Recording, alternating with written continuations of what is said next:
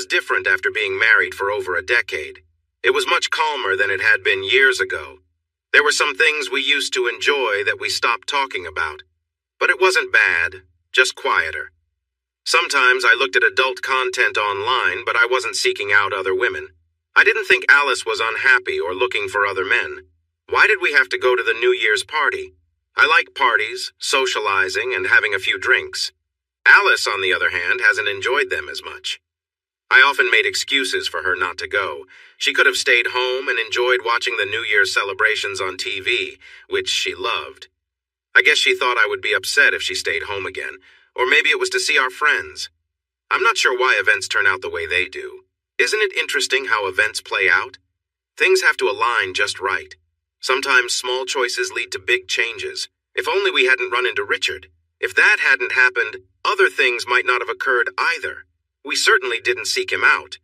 He hadn't been a close friend for a while since his career changed direction. He moved from being a lawyer to something quite different. He once told me about a film he made that won an award, and I remembered reading about it. It was quite different from what he used to do. He invited me to watch it, and while I had to admit it was well made, Alice walked out during one scene because it made her uncomfortable. So maybe it isn't just adult content, but something bordering on it. It makes you wonder what one considers acceptable or not. His situation might be serious enough to handle the new government rules. Along with a movie, Richard sent us a card that offered free tickets for a cruise to his resort island in the Caribbean, an island known for romance. Why? Because he used to be my close friend. Or maybe he just wanted to show off. I told him thanks, but I couldn't go because of my wife. He has clubs, websites, and a legal business in the Nevada desert. I never got a free trip there. He gives personal advice and different services. This all started from an idea he had about where the money was and what he wanted to do. We stopped seeing him when he left his wife, who had been very supportive of him. At least, that is what she hinted to Alice. She probably would have stayed with him forever if she could have, but at least he made sure she was taken care of. You can see where this is going. The old story of my best friend and my wife. But it's more complicated than it seems. He hasn't been my best friend for a long time, not since he began spending time with different people and acting differently. And then there's Alice. Was it him or her, or me? It's confusing. So there we were on the dance floor with faint smells in the air, the music loud, drowning out the sounds from the slot machines. I would have left, but not Alice. If we hadn't been stuck there, I might have gone. We could hardly talk over the noise. It was all too loud for me. I stuffed tissue in my ears and Bill handed me something to help, and soon it became more bearable. Then Richard showed up, appearing just as one song ended, looking sharp in black as if from a different time. It didn't fit the vibe of Vegas, but might have worked in a classic movie. His hair was slicked back like a character from a film. I wondered if that was the style in his world. It all seemed so odd, but given how many people were around him, I guess it worked. I hadn't seen him in ages, but he looked the same, always in dark clothes, always with someone new by his side. The new person with him was a blonde, of course, slim and stylish. She had a look about her that was very noticeable. Richard dressed her in something reminiscent of the dancers from years ago, but with a skirt instead of shorts. The skirt was so short that it showed a lot of her legs. If she leaned over, you could see more than was appropriate. When she did lean, it was clear she had chosen to keep things tidy. We hadn't talked yet. He was in a small room for smoking and chatting, while others were stuck in the bigger ballroom. I wasn't sure if he noticed us. He dropped something on the floor and she bent down to pick it up. In that moment, she caught everyone's attention. Even those of us outside could see her through the doors. Alice noticed immediately and elbowed me, saying, "Look who's here with his new friend." Jessica laughed nervously. When I looked up, Richard was staring right at us, but not at me. He was looking at Alice. The others missed his look because they were too busy watching the girl. I should have sensed something was off. Things got complicated quickly after that. Richard walked into the ballroom, bringing the girl with him. She seemed to be following him closely.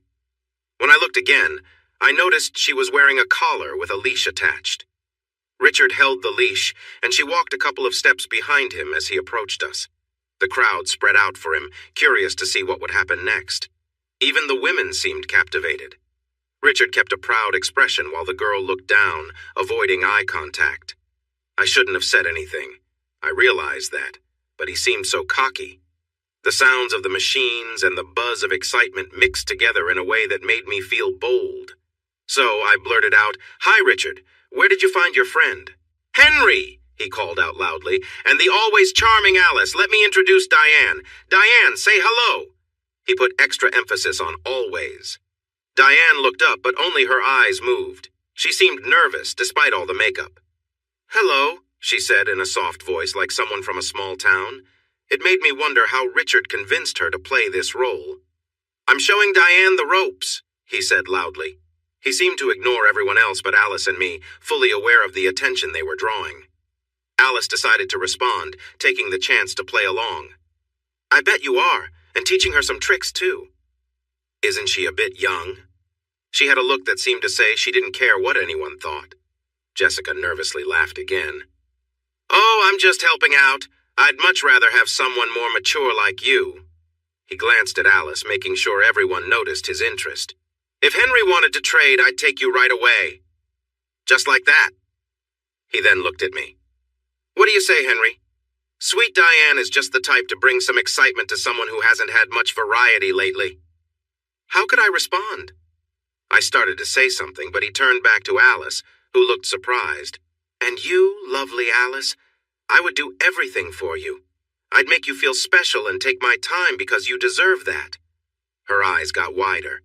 "Anyone who does less doesn't deserve you." No one knew how to react, not even Bill.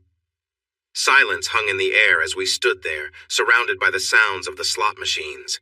Jessica seemed like she wanted to disappear, but she couldn't stop looking at Richard. He could have kept talking for ages, but then the music started again. The house lights dimmed, leaving just the twinkling lights above, and loud music filled the room. Richard stepped up to Alice and shouted so everyone could hear. "Would you like to dance, beautiful?" Alice stepped back quickly, nearly stumbling as she bumped into someone behind her. "No." She paused, trying to think of a good response. "No, thank you.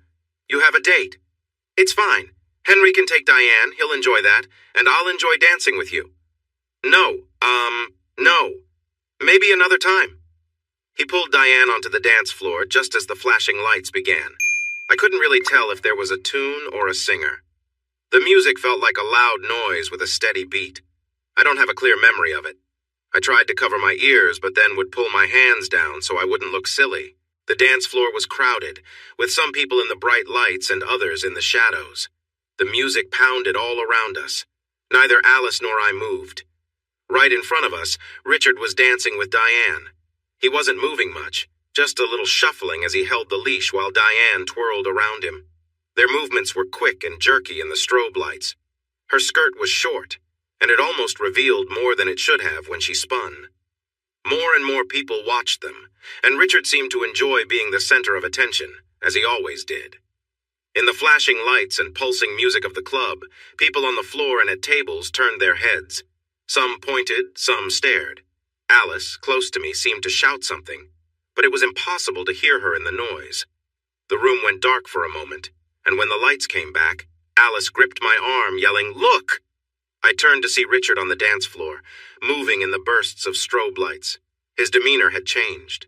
Diane, who was beside him, looked tense as he held a leash, positioning her with unsettling authority.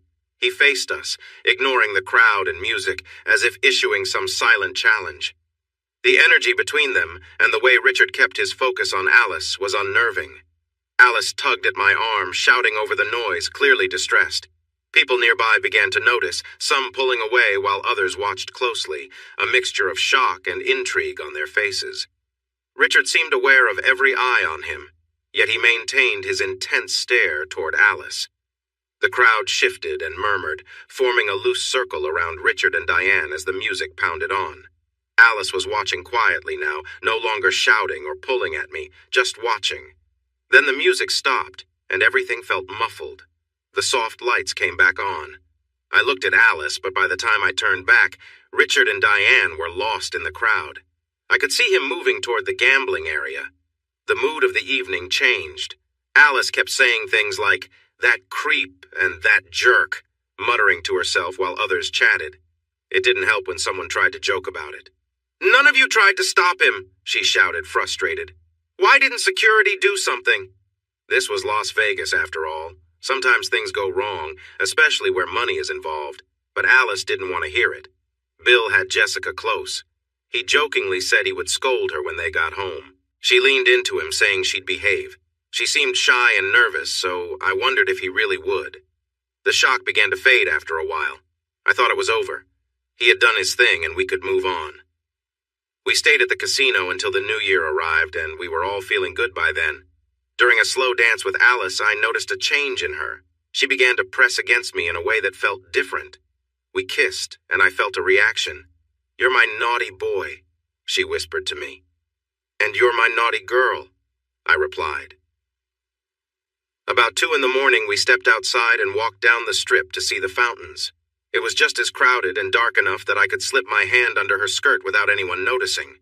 I hadn't done that in a long time, but she didn't stop me. I remembered a quick glimpse of Richard and Diane, and I moved my hand until I felt softness. Then I explored further. As the fountains danced to old music, she leaned against me, pretending to watch. Suddenly she pointed toward some bushes where a man was leaning and a woman was nearby. She leaned closer to my ear and asked, "Would you like me to do that?" "Yeah. Right now." I knew it wouldn't happen. It never had. Some women may do it during intimate moments or as something special, but most are not comfortable with it, despite what movies might show. Some might get brave just once and feel proud about it. I'm not arguing with that. But Alice had never crossed that line with me. Alice and I were growing closer lately, almost like we'd rekindled something between us. We enjoyed each other's company in a way that felt new, even if life continued as usual. Then, a few days after New Year's, something shifted. I noticed it right away when I came home from work. Alice was different somehow, quieter, as if something weighed on her mind. "Hi, honey, I'm home," I called out, but she barely looked up from chopping vegetables.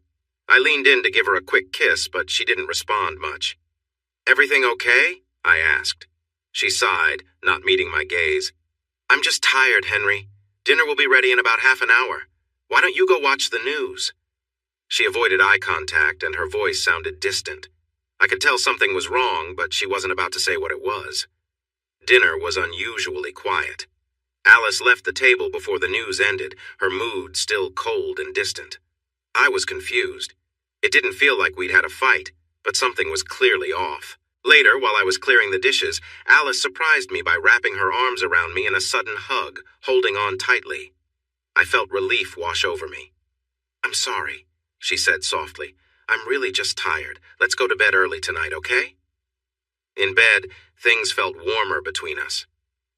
She came over to me, a spark in her eyes that I hadn't seen in a while, and she held my hand as we made our way back to the bedroom. The way she reached out to me made it feel like we were rediscovering each other all over again. I gently traced my hand along Alice's leg, giving her chills with each touch. Her skin was soft and warm. I could feel how close we were, and I leaned in, enjoying the moment. She was holding me, her gaze warm and steady, showing she was fully there with me. Afterward, I felt a wave of relief, as if any worries between us had faded. The next evening, when Alice came home late, she seemed genuinely happy. I was making dinner, and she walked over, wrapped her arms around me, and said, "I love you, Henry." Throughout the night, she'd give me little hugs and kisses, and each time she'd whisper, "I love you." Later, as she got ready for bed, I came over, playfully wrapped my arms around her, and she laughed. "Do you have something planned?"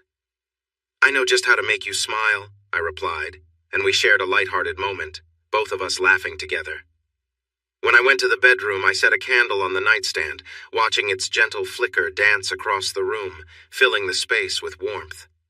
Alice joined me, wearing a soft robe I'd given her years ago, something she usually kept tucked away. We shared a smile, feeling completely at ease, and just enjoyed each other's company.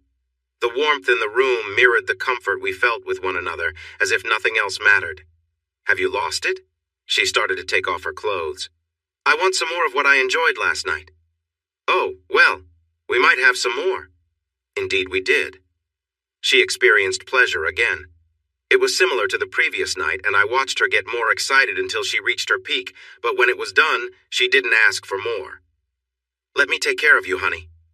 I lay down, and she began to touch me. She sprinkled some powder, making everything feel ticklish, which was almost too much for me. I wanted to hold her, but she knelt so I couldn't. She continued for a good while. Then I felt very close. I'm getting close. She paused. Just trust me. So I relaxed, and she continued until I reached the end. She cleaned me up with a warm, wet cloth. We loved each other a third night in a row.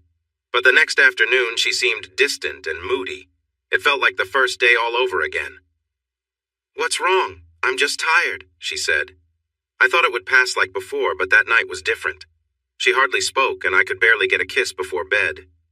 The next night, she came into the room while I was watching TV, helped me, and started to be intimate. She said little, "Just get your pants down." I was surprised by her actions. Then she stayed with me until I finished, holding me close. I felt confused but also happy. What had changed? Then things took an unexpected turn. When she was done, she wouldn't let me return the favor or do anything else. She stood up and left me there. She didn't respond when I tried to connect with her later. I felt like I was back in the doghouse. Before long, it became clear she was permanently distant. By permanently, I mean a few days until she decided to leave. There was little conversation and no intimacy, as she spent her time reading or using her computer. She was often gone, working late at the office and needing to shop alone on the weekends. I tried to keep myself busy so I wouldn't think about why things felt so off between us.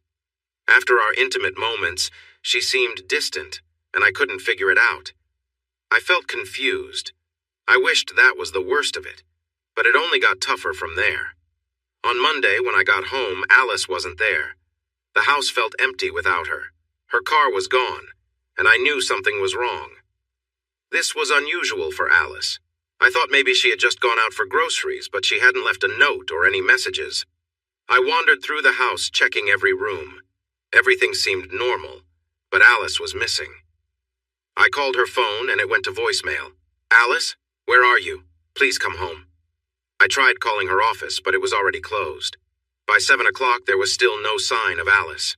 I stared out the window, paced back and forth, and looked for a note again. I checked the phone to ensure it was working and considered calling the police. What if something had happened? I felt a knot in my stomach, and a strange, uneasy feeling took over. I almost wished there had been an accident. "Alice, where are you? Could she have left me? Had I really messed things up so badly without noticing? I thought maybe I should call her sister Deb, but how would I explain it? "Hi, Deb. I can't find Alice. Do you know where she is?" What else could I do? I felt I needed to reach out to someone. Then I remembered if she had left, she would have taken a bag. I rushed to check the bedroom closet. Sure enough, a suitcase was missing, and it struck me that Alice was truly gone. It was time to call Deb, or maybe Jessica. What was happening? Was our last moment together something she intended to lessen the burden about leaving? Suddenly, the phone rang. "Alice?" I answered hopefully. "Hello, Henry." It was Richard's loud voice echoing through the line. "I can't talk, Richard. I'm waiting for a call." "Yes, of course, from Alice. She's right here." I didn't reply. I felt lost. Could Alice really be with Richard? How could that happen? Confused, I pressed the phone to my ear, staring blankly at a picture nearby, trying to grasp some sense of the situation. Finally, I managed to say, "Put her on." "In a moment, Henry. Just a moment. She'll find it hard to talk to you, so I said I would speak with you first. Alice is here with me. She's staying with me now. She's my partner. You will have to move on." His voice was as warm and cheerful as ever. "What is happening? Put my wife on the phone now." "Of course, Henry, but please try to stay calm. This is hard for her, and she just wants to find some happiness in her tough life." There was a crackling sound as he passed the phone to Alice. "Henry, I'm sorry. I couldn't tell you, but I had to leave. I felt trapped. I couldn't take it anymore." "What do you mean? What's going on? I don't understand, Alice. I love you. Please, come home so we can talk." "No, I am not coming back. I needed to start fresh. Please stay away." The line went silent. Short, clear sentences came to mind like steps fading away. But there was no clear reason. She was sad. She wanted out. Why now? There had been some distance lately. Just a week ago, she loved me. What changed? What caused the sadness? Richard's phone numbers are private. I tried calling everyone I knew, but no one picked up, so I left messages everywhere. Richard, I need to talk to Alice. Have her call me or come by or anything. Richard, please, we must talk. I need to understand. I called Deb. Henry, she replied sharply. I don't know what's happening with you two. She told me she was making a change. Let me finish. It was just today, this morning. What did you do? What did I do? I tried Jessica next. Bill answered. What did you do, Henry? I can't believe Alice would just leave like that. Some women, sure, but not her. Jessica hadn't heard anything either. You would reach out to everyone you could think of if she belonged to you. If it was the only thing you could do at night. Calling people who were nearly strangers to tell them you lost your wife. Did they know anything? Had they heard anything? Our whole circle found out soon. She left with him? He's that well known. Yes, she did. At least none of them asked what I had done to make this happen. I struggled to remember things clearly from that night and the next few days. I was too frantic to think straight. Around midnight, it struck me to drive to Richard's place. It's a private community, surrounded by tall trees that thrive in the dry land. I had the guard at the gate call the house.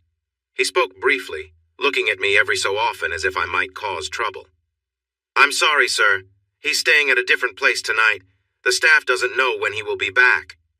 I asked the logical question and got the answer I expected. No, sir. We can't share his location. What was he doing with Alice while I was here, lost in confusion? He had her completely to himself, didn't he? I fell asleep on the couch, waiting for a call that never came. I drove to Richard's office building at dawn when everything was quiet, and I waited in my car until people started to arrive. At 9, I called Alice's office and spoke to her assistant. Another shock. She had quit last week. She hadn't even given them a proper notice. So she was changing everything in her life, cutting out everyone, especially me. I couldn't have done anything that bad. She could have moved in with Deb, found a place, or sought help. It was all because of him, just him. That jerk. A dark limousine pulled into Richard's parking space, and I jumped out of my car and ran toward it without even closing my door. I didn't need to hurry. The passenger window rolled down and I was facing some lawyer. Where is he? I need to see him. As you can see, Mr. Moriarty is not here. Also, you are not welcome on these premises. If you don't leave right away, we will have to ask you to go. But he has my wife. He took her from me. That is a matter between you and your spouse, not Mr. Moriarty. I looked around and saw 2 very large but polite young men ready to escort me away. A private investigator I once spoke to told me that people leave traces and can always be found. Richard hardly even tried. He had the money to go off the grid. With a bit of work, my PI found 2 other places he was staying, a few more phone numbers and a couple of work addresses. I drove to the first address, another gated property. The same 2 men were waiting for me there. They followed me to find the next place, then to Richard's other work address, where 2 more men were waiting. I went home and started calling all his numbers, leaving messages everywhere. I called his offices repeatedly. His secretaries began to ignore my calls. Stupid caller ID. At 2 p.m. I called and canceled all my appointments for the week. I drove to a spot a few blocks from one of Richard's places, parked, and tried to find a way in. But within 5 minutes, the same 2 large men came out to greet me. This time, they forcefully led me back to my car. Listen, you need to stay away from Mr. Moriarty or you might regret it. Not quite as polite this time. I finally saw Richard when he came to meet me a few days later. I was sitting in the living room, staring at a wall, feeling lost without Alice, my wife, my partner. She was gone, out of nowhere, and with him. I jumped when the doorbell rang. There he was, accompanied by the 2 bodyguards, one standing between us. Henry! His voice was the same, warm and familiar. I hear you've been looking for me. Where is Alice? She's fine, Henry. Where is she? You took her. I need to speak with her. She left you. It happens. Accept it, Henry. Move on. Find someone else. What do you mean? What have you done with her? I felt a surge of anger. It was in that moment that my hatred for him peaked. Oh, you don't really want to know, Henry. I've had some interesting times with her. I might say we shared some fun moments. Things you never did? I glared at him. Could I land a good punch before he could stop me? What did you do? How did this happen? Richard seemed a bit impatient. Look, Henry, I charmed her, okay? I showed her I'm the person who can offer her what she's looking for. And it's true, I can. I encouraged her to see things differently. How? Henry, I can't explain everything. The truth is, many women respond well if you approach them the right way. Alice was no different. Men often think they need to be overly nice to get a woman's attention. But that's not what most women want. Some do, but not all. They often show who they are drawn to. They want a strong man, someone who is smart and successful. They look for someone confident and a bit assertive. For this man, they want to feel special. He lingered on the word special, stretching it out. They might not admit it. They think they want equality, but it's true. Once they commit to a man, they often go along with what he wants. Did you ever notice that many change their views to match his? A lot of women start doing things just to make their partner happy. It happens in many areas, not just relationships. If he takes the lead, that's often how it goes. That's why some stay with men who mistreat them. They feel they can't imagine life without him and will do anything to feel important to him. And Alice. You want to know how I got to Alice, don't you? It was easier than you think. I charmed her over the phone. By the second call, I knew I had her interest. You wouldn't believe how easy it can be with those who think they're tough and try to prove it by being rude, but you wouldn't know that, Henry. You've never had to charm someone like that. He finally revealed something useful. She never told you I called, did she? He'd called? Of course he had. Probably that first day, sometime after lunch. Things started to make sense. Finally, I spoke. And she talked to you? I can't believe it. Believe it, he laughed. She was always curious about me, but she acted like she didn't care. I thought she really didn't like you. Richard laughed again. I'm not fooled by what people show on the outside, he said. She thought she should dislike me, but in her mind, I was someone special. I could give her a lot, and I became the man she dreamed about. I'm sure after my first call, she was thinking about what it would be like to be close to me. Maybe even before that, after the New Year's party. That's how it goes, Henry. Women don't just think about fun. They enjoy it, sure, but first, they want a connection. They start imagining a relationship, and that can lead to wanting more. His beeper went off. He took it out and looked at it. I have to go, Henry. Just so you know, this call was just to let you know. You should give Alice some space. She doesn't want to talk to you, and I hope things don't get tense. But who knows? Maybe someday we can all be friends again. For now, if you need to leave a message, call this number. One of the young men handed me a business card, and they left. The next day, a CD arrived. The doorbell rang again, and I knew it was bringing more bad news. It was a courier who handed me the CD. What was I going to do with it? I went straight to a CD player and played it. It was a recording of Richard's first call to Alice, his way of bragging. It made it clear that everything he said was true. Richard had charmed Alice just like he claimed he had. I thought he was one of the most honest people I'd ever met. I still have the CD. It's stored carefully, and I saved the recording on my computer so I could listen to it whenever I wanted to feel upset. Listen. Hello? Hello, lovely Alice. This is Richard. And what brings you to call? Henry isn't home yet. That's fine. I'd rather speak to you anyway. You're much more interesting. Well, I don't find you interesting. I don't enjoy shows of cheap thrills.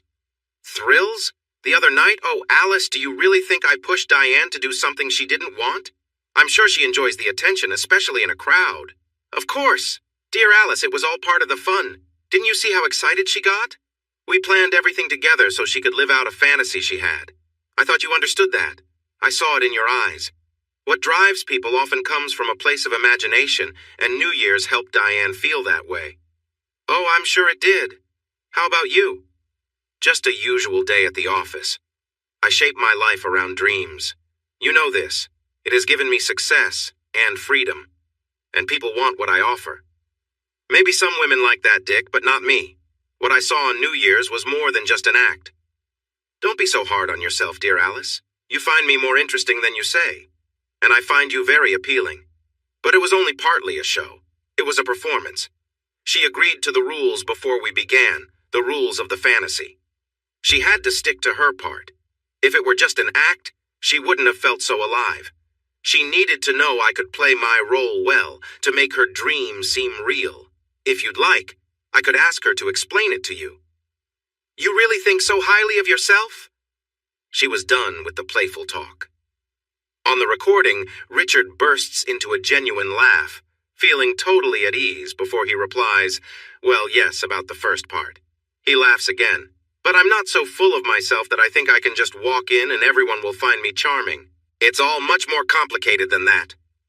Another laugh follows. "Oh, you don't just create a fantasy? I thought you could do anything in a dream." She probably thought she was being clever, but he didn't skip a beat. "Oh no, good fantasies need imagination and lots of detail, but they also need careful planning. That's why most people's dreams don't go anywhere. One needs to master them, explore them, think through the steps and possibilities and manage everything. It requires action. That's what turns a fantasy into more than just a wish inside when you're with someone." Alice stays quiet. There's a long pause in the recording. "You're very quiet, Alice. Why don't you share a dream? With some thought and conversation, it can grow." Finally, she speaks, her voice softer, without the excitement it had before. "I think I should go now, Richard. I'm not one of your clients. I'm a happy married woman. I'm not interested in your games." "Of course not, Alice." Richard's tone shifts, softer and more serious. "I never meant to suggest that. I'm sorry. I'm not that bold. But you do have dreams, ones you don't talk about. You act in predictable ways at predictable times. Perhaps those dreams come to you when you're in those moments. Maybe they inspire you even before you start. They are your own private thoughts, not even shared with Henry." A short silence follows. He doesn't let it linger. His timing is skillful on the tape. "Tell me I'm wrong, Alice. Be honest." She finally responds, sounding weary. "Everyone has dreams. They make life brighter. I'm definitely not going to share mine." "Of course not, Alice. I apologize once more. I'm sharing what I do. I help people bring their dreams to life, and I charge them for it. I charge a lot. I tell them everyone can have more in their lives, and that's true. Later, they come back and pay me more to explore their dreams or to dream up new ones. There's always the chance for more. Imagination is what makes life enjoyable for those who think. You know yours can be more. I help people with that, and they find it valuable enough to pay me well." In this moment, she tries to lighten the mood with a laugh that sounds a bit forced. "I don't know why I let you talk like this. Like I said, I'm not going to be one of your fantasy girls." He laughs genuinely this time. "And yet here you are, talking to me when you could have hung up long ago." He chuckles again and adds playfully, "I guess I'll just have to keep my dreams of you to myself." She laughs again, still a bit strained. "Yes, I guess so." There's a pause. "But I don't think I like the idea of you dreaming about me. You don't have my permission to do that. But as you mentioned, everyone has dreams. I'm just more open about mine. That's why I'm good at this. Why it's my work, because I'm not like others who might hide their feelings." Then he sounds more serious. "And they're mine. I don't need approval for them." He lets a silence follow. I imagine him pausing, thinking about how long to give her. It feels like forever, but it's only about 5 seconds before she speaks up. I don't know about your dreams." Her voice sounds different now, calm, not angry or upset. "I don't need your approval, Alice." She hesitates. "Should I be worried about what you're feeling?" He stretches out the moment again, his delivery smooth. "You said you didn't want to know." "Well, I don't know." Her voice is hesitant. "Maybe you should tell me. I think you should share what you're thinking." Another pause. She seems uncomfortable. "Because I might worry about them." Silence fills the space. "Richard." A brief pause follows. "So you want to know what I've imagined about you?" "Yes, no, I don't know. You brought it up, not me. And you're curious." "I'm concerned." "Okay, I'll tell you just one small thought. It's nothing big, just a little something in my mind." Hesitation. "Okay. Well," he drags it out again like he's enjoying the suspense. "In this thought, I see us in a different setting." Another pause. Then, "Oh, it's hard to tell if that's a question or just an expression of surprise, maybe even wonder. But you're secured in place, comfortable." "Oh, of course, that sounds familiar." She seems relieved, thinking it's straightforward. "Not at all. It's just that a woman like you might catch me off guard at just the wrong moment, and we wouldn't want that, would we?" He chuckles but goes on before she can respond. But really, this is for you. This way you can't decide how it goes or how long it lasts, and you get to feel that strange mix of being unsure and enjoying it. In my imagination, I focus on making you feel good, moving slowly and carefully to build up your excitement. Alice doesn't respond. How does that sound as a little piece of a dream, Alice? Finally, she says, if the woman in your dream doesn't like it, can't she just say so? No, she can't. Why not? Because I have my own way of controlling things. If you say anything at all, you know there will be consequences, so you have to go along with it. I'm making you feel good. She takes her time to reply. I can picture her thinking about what to say. When she finally speaks, she sounds breathless. So, what do you get from this dream if you're focused on making her happy? I know my turn will come. I get to enjoy you in so many ways. I feel your warmth and see you in front of me. Did you know you close your eyes when you're excited? Alice remains silent. And I experience your taste. You have a natural scent and it feels captivating. I notice how you sound too. I hear every breath, every little sound as you respond. You can't help but react, Alice. It draws you in. Alice suddenly interrupts. Richard, I have to go. I'm really sorry. Of course, Alice, I'd like to talk again. I don't think that's a good idea. I'm sorry. Let me reach out again in a few days. I need to hang up. Just say I can call you. I have to go. Please say it. I have to go. She sounds very anxious. Just say it. Maybe another time. Just give me a day, a time. Not before Thursday, maybe in the afternoon. I'll call you then. There's a click, and the recording ends. And that was all it took? How could he change her so easily?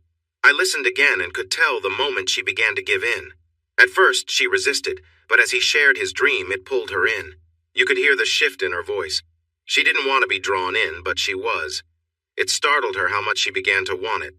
Then when she tried to pull away, she ended up giving him a time to connect again. A time on Thursday afternoon when I was never around. It was so easy for him, like he barely had to try. I called the number on his card. The gift you sent has arrived, so you had fun with my wife, but you called her difficult. Did that make it more enjoyable for you? Are you going to leave her now that it's over? I want to talk to her. Right now. Another message for Richard, left in voicemail again. My words vanished into silence. He was really skilled. So incredibly skilled. How could a man who was supposed to be less than good make her change in just a few moments of conversation? He was like a force of nature. Perhaps I should be recognizing his power. What was Alice thinking after our call? What crossed her mind when I got home? What about those moments we spent together? Was she counting down the time until Thursday afternoon when she'd be home alone again, waiting for his call? Was she trying to convince herself that moments with me could be as good as what he promised? Was she pushing thoughts of him away? Or was she imagining he was the one with her? And what about the second call? Did her heart skip a beat when the phone rang? Did she hope he wouldn't call, yet long for it? I could picture her surprise at the first ring, her quick breath, her hesitant steps towards the phone, her hand hovering above it, quickly grabbing it before voicemail kicked in, and almost breathless. Hello? Hello, dear Alice, I knew you would answer. Was she scared to answer? Something shifted in her before the call ended, perhaps before it began. It must have been sometime after that when she seemed distant from me, after her late nights at work. Maybe one day I'd hear that call too. I received a call, but it wasn't Richard this time. It was my private investigator. He wanted to meet, but didn't have good news. I realized my thoughts were divided. I felt like a failure.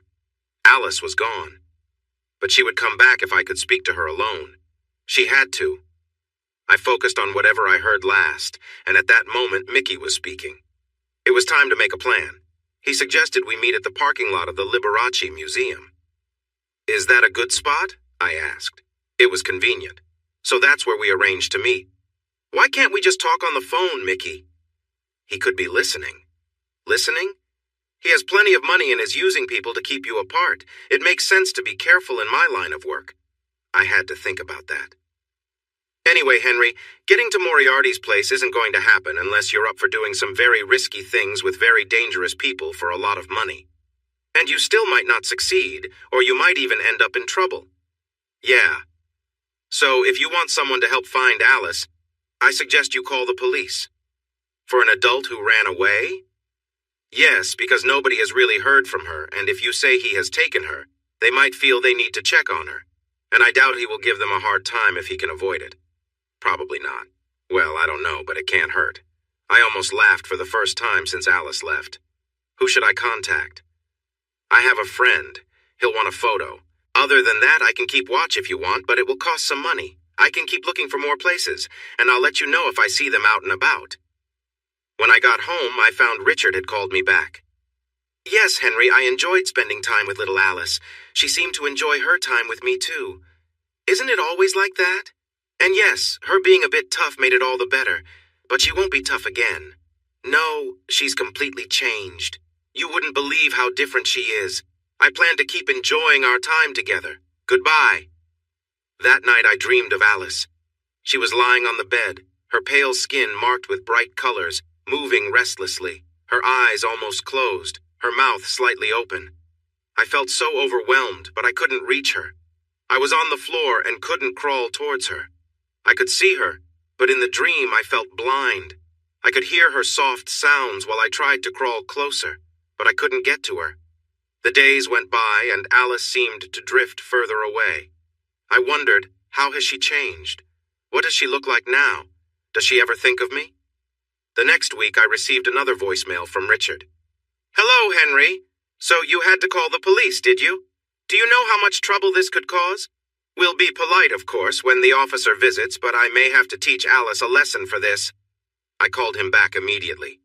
What have you done to her? Have you hurt her? He answered the call. Henry, what makes you think I would harm sweet Alice? He laughed with a warm tone. Let her tell me that herself.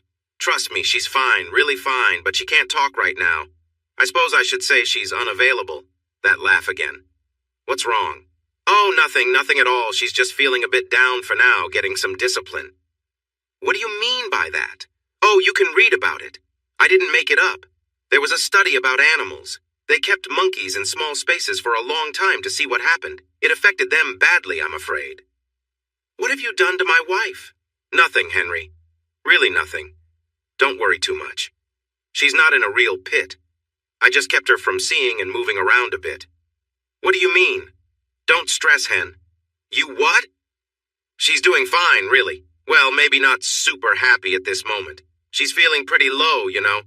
Probably sad and talking to herself, wishing I would let her out. What are you talking about? But I'll change things soon and make her feel better. A little shift in how she's sitting, some gentle touches. She'll be thankful by the end of the night. You should see her, Henry. She lights up like fireworks, and it makes her easy to handle. Anyway, I hope you have a nice evening. He hung up. I tried calling him many times that night, but he didn't pick up or call me back. Instead, he did whatever he wanted with her while I called in vain. My other calls were to the police officer Mickey mentioned. I called every day and left messages about Richard's claims. The officer was really polite. I thought they must all go through the same training on politeness. While I waited, I bought a phone recorder to keep myself busy. It was a week before the officer came to see me. Standing at my door, what news did he bring? Did some wives want to go back to their husbands? I knew the answer was probably bad. Mr. Jekyll, I looked into your calls. I visited Mr. Moriarty's place and spoke with Richard Moriarty and Alice Jekyll. For now, that's all I can do, and I suggest you drop the issue. What do you mean? I went there as a favor to Mickey Edwards, who is an old friend. But there's no crime here. Your wife is with Mr. Moriarty by her own choice and doesn't want to come back. My investigation is over for now. How is she? What do you mean? How is she doing? She's okay. She was doing okay. Are you sure it's her? Mr. Jekyll, he handed me her photo. It is her. She's a bit thinner than this picture and her hair is shorter, but she looked fine. Did you talk to her alone? No. They were together, but I spoke with her. Everything seemed normal, nothing unusual. What does that mean, unusual? He looked at me with that flat cop expression I always find uncomfortable. Then he sighed. All right, this isn't exactly relevant, but a few years ago a performer living with him came to file a complaint. She said he had hurt her and locked her up. There were some signs of struggle. We checked into it, but then her lawyer had a chat with his. She changed her mind about the charges, saying it was a mix-up. They got along after that. She wouldn't testify against him, and they had a private agreement. but it seemed like he paid her off well. She got married and moved away. That's the end of that story. I didn't know that. It was never in the news. If it weren't for that case, I wouldn't have looked into this even for Mickey. And it turns out there's nothing wrong here. She didn't have any marks, any injuries? No, none that were easy to see. She wore a long-sleeve shirt, fully buttoned at the wrists and neck. A strange look crossed his face for a moment. Anyway, I'm not going to ask her to show me anything. I can't do that. Even if I found injuries, it wouldn't change anything. Why not? Because they're adults. This is Las Vegas. There's a huge world of different lifestyles here. People choose how they want to live. And that's it? That's it. There was one thing that worried me. He was too controlling. You see that a lot in this line of work, and I've learned to notice it. He held one of her hands and kept his arm around her the whole time. He always jumped in to answer her questions. That's all. It wasn't too strange, and she didn't seem scared. She said she was happy there. Trust me, let it go. If I were you, I'd file for divorce. How long had it been since Alice was out of my life? How many weeks? What do you do when love turns into an obsession? How long since I slept through the night?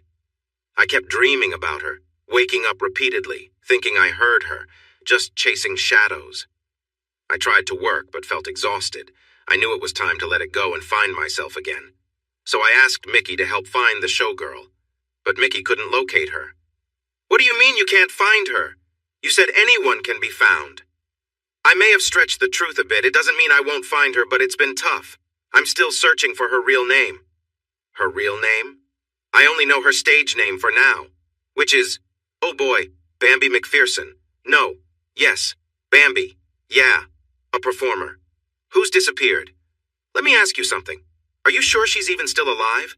What would finding her change? So Richard mistreated another woman? So what? He was wealthy. He might have mistreated many others, but he seemed to take responsibility when called out. What would this woman tell us? He controlled me. Maybe he pushed her too. But she left him and got something in return. Alice could always leave when she was unhappy with how she was treated, unless things had changed. What if his behavior became worse over time? What if mistreating women and letting them go was no longer enough for him?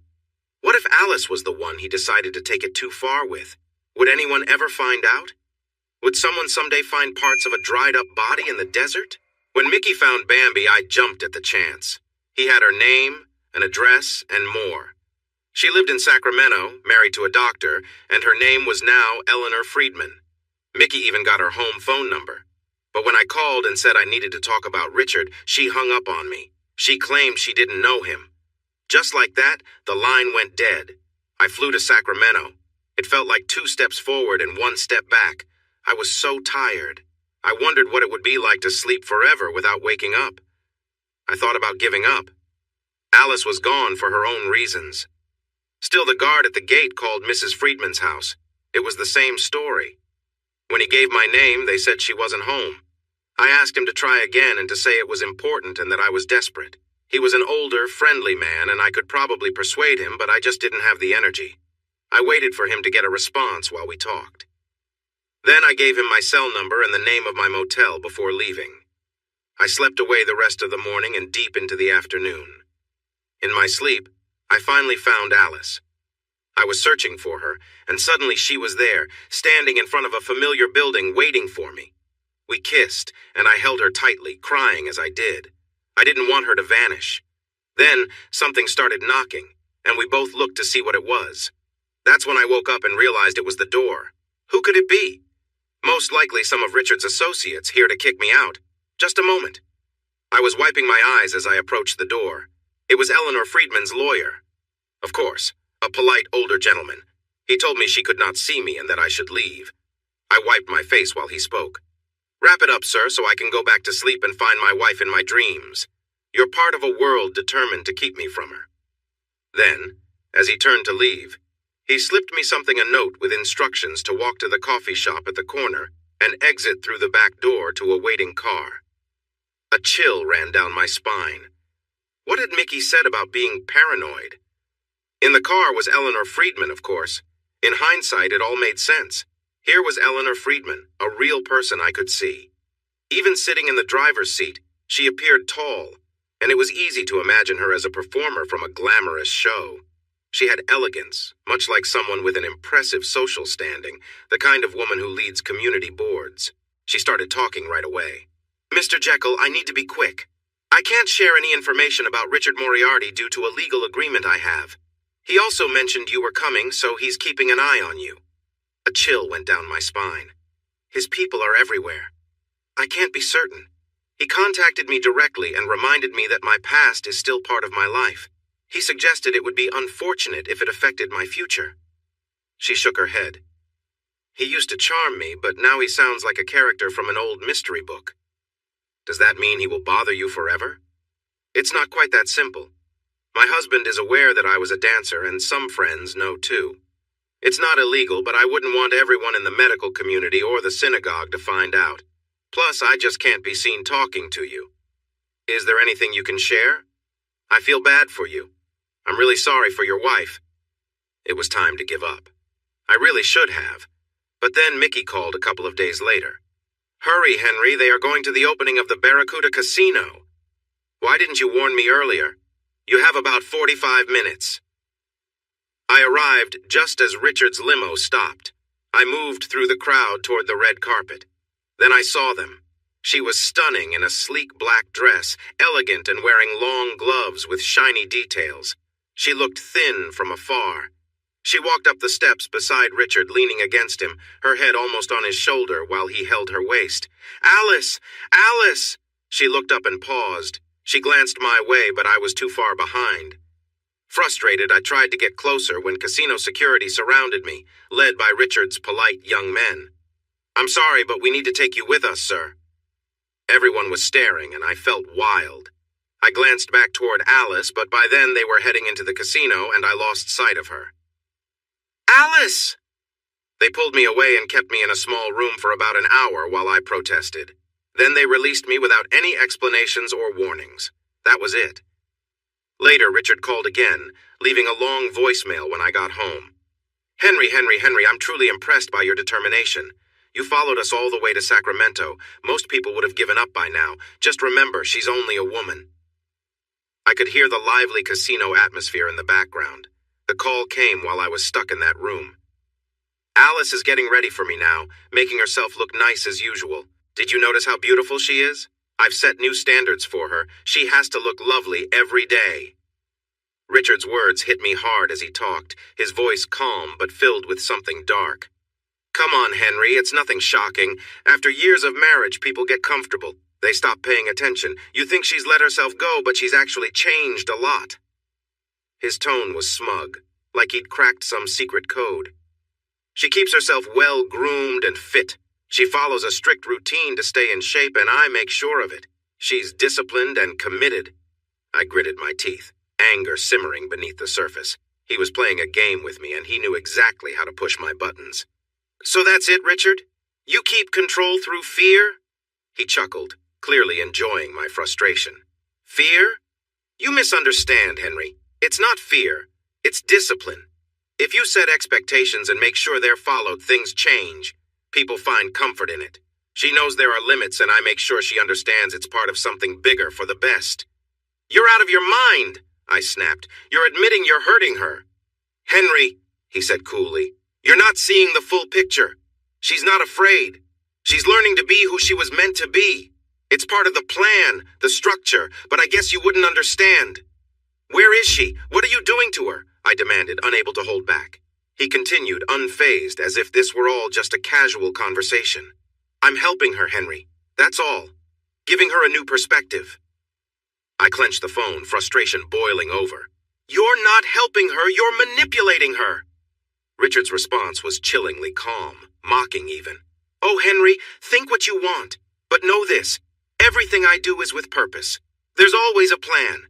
But you know, these are all just dreams. They are what people crave or discover they crave. Everything. And I don't even have to create them. You come up with ideas pretty well." I tried to sound sarcastic. "Oh, you poor boy. Don't you know where these ideas come from? Don't you see the fantasy stories and romance novels, and all those educated women who read them and get excited? I find lots online that are much worse than anything I could ever act out. That's not real life. Let me finish. Even if many people online don't seem to know much. Anyway, I get plenty from my own experiences. Let me speak with her. He sounded a bit frustrated again. Let's change the subject. You could use some lessons. Your parents were from England, right? Didn't they admire Queen Elizabeth I? The Virgin Queen? Good Queen Bess? A role model for women in power? That's probably why they named your sister Elizabeth and you Henry. What's your point? Do you know what the real Queen Elizabeth did with people who caused trouble? She had them punished in awful ways. She had them tortured, hurt in many terrible ways, and imprisoned. Have you heard of any of that? Enough. And then she had them executed. Stop it! She had them hanged and then treated very harshly. Do you know what that means? First, they would be hanged for a while. Then they would take them down and stretch them out. This was all in front of crowds. They would disfigure them to make it more painful and shocking. They would cut and open them in front of everyone. You would hope to be mostly gone by then because they would burn your insides in front of you. Finally, they would cut out your heart and show it to the crowd. Stop talking. But it didn't end there. Their bodies were cut up, their heads were displayed to everyone, and their parts were placed where people could see them. That's what Queen Elizabeth did. That's ridiculous! It's true, Henry. Now he was raising his voice, but then took a breath. One thing you should know about me is that I tell the truth. In fact, she wanted to make the suffering even worse, probably because she was fiery, but her advisors convinced her that what they did was enough if done correctly. This time, I couldn't find any words. You think she didn't enjoy watching it? I knew Richard was a man who enjoyed control, weaving himself into people's lives with an unsettling grip. His tone was mocking, recounting old fantasies and the desires he'd seen in others. He leaned heavily into how people's wants drove them to him, as if he merely read their wishes. "What are you doing to Alice?" I asked, my voice steady but my heart pounding. "Oh, nothing so dramatic," he replied smoothly. "I'm simply taking her to Cannes, and after that to my private resort for some time away. I trust you won't follow us." I thought that was the last of it, but 10 days later he sent me an email. There were several attachments labeled by name and number. Each was a photo of Alice. I opened the first image, labeled Alice 1 JPG. The picture showed her with Richard on a beach, laughing, her gaze fixed on him. They were having dinner in a grand hall, surrounded by other people. Her expression was different, distant, as if caught in a world I couldn't reach. In some photos, she looked contemplative, glancing at others around them while Richard talked to her, his control evident even in her expression. As I clicked through the images, I grew more and more uncomfortable. There were moments that felt too personal, as though Richard was trying to show me a version of Alice I didn't recognize. The setting became more secluded, a tropical hut, with Alice seated and looking out with an expression that was hard to read. It felt staged, yet her eyes seemed lost, her presence somehow absent. I paused before opening the last image, dread filling me. Richard had carefully chosen each picture to unsettle me, knowing the effect they would have. For a moment, I considered deleting them all, wondering if there was any purpose in seeing more. The thought crossed my mind, but I clicked on it anyway. It was the worst image I could imagine. Alice was in a hut, bound and exposed. Identical marks were on her skin as before, and I recognized them because I compared. Around her were 6 men, none of them Richard. They were all around her, and one man was caught right in a moment that made me feel sick. There was a small spot on her body, and it was hard to see how she was feeling. Her eyes were wide, her head tilted back, and her lips seemed to move as if she wanted to say something. I couldn't tell what was going on with her. It left me feeling lost. There was something else, too. Someone wrote a message on her skin with a red marker. "Hello, Henry. Wish you were here." After that, it was natural to have the dream again, but it changed. For a few nights, I didn't dream of her at all. Maybe I was starting to move on. I thought, how could it get worse? But it did. The images returned, and I just couldn't shake them off. I kept thinking of Alice with different men, trapped and not herself anymore. Any bright moment would bring those thoughts back. That night, the dream came again, and for nights after. This time, a group of men were there, and I felt unable to reach her. The scenes were overwhelming, but she seemed happy, as if laughing at what was happening. It haunted me. Eventually, I realized I was getting more frustrated. I knew what I wanted to do, and it strangely made me feel alive again. I decided I needed to confront Richard. I couldn't let this continue. It had to stop. He was taking away my life, making me feel less human. I started thinking of ways to deal with him while in various situations. In my frustration, a plan emerged. First, I needed to escape his watchful eye. Richard always seemed to know my moves. How was he aware of where I was? How did his people always find me? Perhaps he had someone following me, as Mickey suggested. But what if he was working with Mickey? Or maybe he had someone listening in on me. I needed to slip away unnoticed. I was determined but focused. I knew I had to be careful. I hired another investigator to search for any hidden devices. My house, car, phone. I discovered something. There was a small listening device on my car and another on my phone line. That was it. No hidden cameras or microphones, but I was still worried about my cell phone. Those two devices were probably enough. They weren't very expensive either. As I talked to the investigator, I had a strange thought about Alice. There were only 2 days before Richard and Alice would return to Las Vegas. I knew I had to act quickly. I walked out my back door, went 3 blocks away, and bought a used car for $1,000 in cash, thanks to the Weekly Advertiser. I drove it to City Hall, went to the waste department, gave Richard's name, and reported that my trash bin had been damaged. Then, I visited a pawn shop where I bought an old badge from the City Works department. It looked more official than the current ones. 1 step at a time. Stick to the plan. I put on a baseball cap and drove the old car past Richard's house a few times, looking for entry points. I visited a shooting range and practiced with my gun on paper targets for an hour. Each time I hit the target, I imagined it was Richard. So far, so good. Richard, you're in trouble. You'll know it's me before anything happens. I thought it was a shame they didn't have more target options. I drove the used car to Palm Springs and parked it in a lot near a hotel.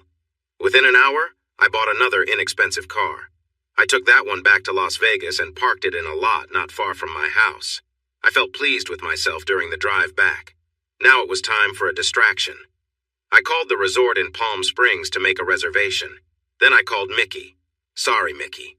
I wanted you to keep an eye on Richard and Alice, but I needed a break. He was understanding. I drove my car, which had the bugs, to Palm Springs. On the highway, I kept imagining Alice. At the hotel, I went to my room and turned on the TV. Then I walked downstairs to a back exit, got the used car, and left. The ride back to Vegas was slow because of a traffic accident. At one point, I thought I might be late, but everything went smoothly. 1 step at a time. Just stay with the plan. It will work. Richard thought he was careful and had good security. I suppose he did.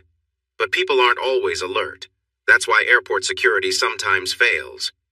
There was a back entrance to Richard's estate with dumpsters and a gate that the staff left open to come and go easily. I could use that too. I wouldn't have to force my way in. I didn't care much about that, but it increased my chances of success. There might be cameras, but I was willing to take that risk. While the boss is away, I made a plan. If someone saw me, I would show them my badge and say I was an inspector for the trash department. Now I laugh about it. Crazy, Henry. Did you think you would not be recognized? I parked close to the estate, walked toward the dumpster as if I belonged there, and carefully moved along the side of the house. I found a group of bushes away from the sidewalk and sat there to wait until it got dark. I could hear when the 2 of them arrived because of the noise they made. It went on for about an hour, and after that, many of the staff left. While they went out the back, I slipped in through a side door. I stepped into a closet and waited. Soon, it got quiet. Time to act. I walked down the hall toward Richard's favorite room. I knew this house better than most people and where the staff went when they were not needed. When I entered the den, ready for anything, I found Richard there, all alone. He looked just like usual in his shirt sleeves. When he noticed me, it was too late. He could only sit in his chair and stare at my gun. But he didn't look scared, just focused. I enjoyed those pictures, Richard, but now we will play by my rules. Bring Alice here and no one gets hurt. I just want to talk to her. That wasn't exactly true, but it was enough to get her to come out. We could chat for a bit before I moved on. He kept staring at the gun. You don't want this, Henry. Just leave and I won't say anything. You have 10 seconds. I felt like I was in a movie, but I was ready to pull the trigger if he made a wrong move. It was my only advantage, and really, what did I have to lose? 1. Henry. 2. Okay. 3. Armand will get her. Armand. It will only take a minute, Henry. That's all you have. A young man named Armand then walked into the room. He froze when he saw me, eyes wide with surprise. Armand, go get Miss Alice. Mr. Henry wants to talk to her. Armand quickly backed out and hurried down the hall. Silence filled the room. Finally, Richard said, "Do you want to sit down? Just be quiet. We can still talk about this." I fired a shot past his leg, shattering a vase. From down the hall, I heard a voice yell in Spanish, "Mr. Richard! It's okay, Armand. Everything is fine. Please hurry with Miss Alice." Richard glanced at the gun again.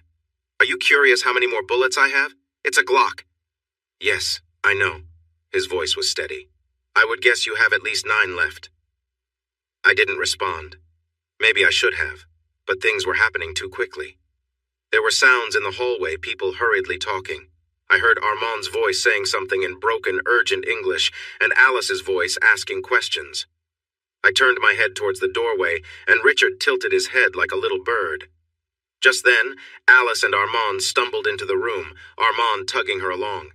They looked like a silly comedy duo rushing to help a friend. It might have been funny if I wasn't so tense, thinking about what I might do next. The gun felt heavy in my hands. I shifted my focus from Richard to Alice and back again. Alice glanced between Richard and me. "Henry." Armand seemed too flustered to explain who I was. As I pondered this, the 2 big, polite young men came over and knocked me to the floor. They took the gun from me and held me down. It took a moment to understand what had just happened. While the 2 strong men twisted my arms behind my back, I noticed Alice moving closer to Richard, even as she kept looking at me. She got close enough to touch Richard's arm. When she looked up at him, it became clear to me what I had come to find out.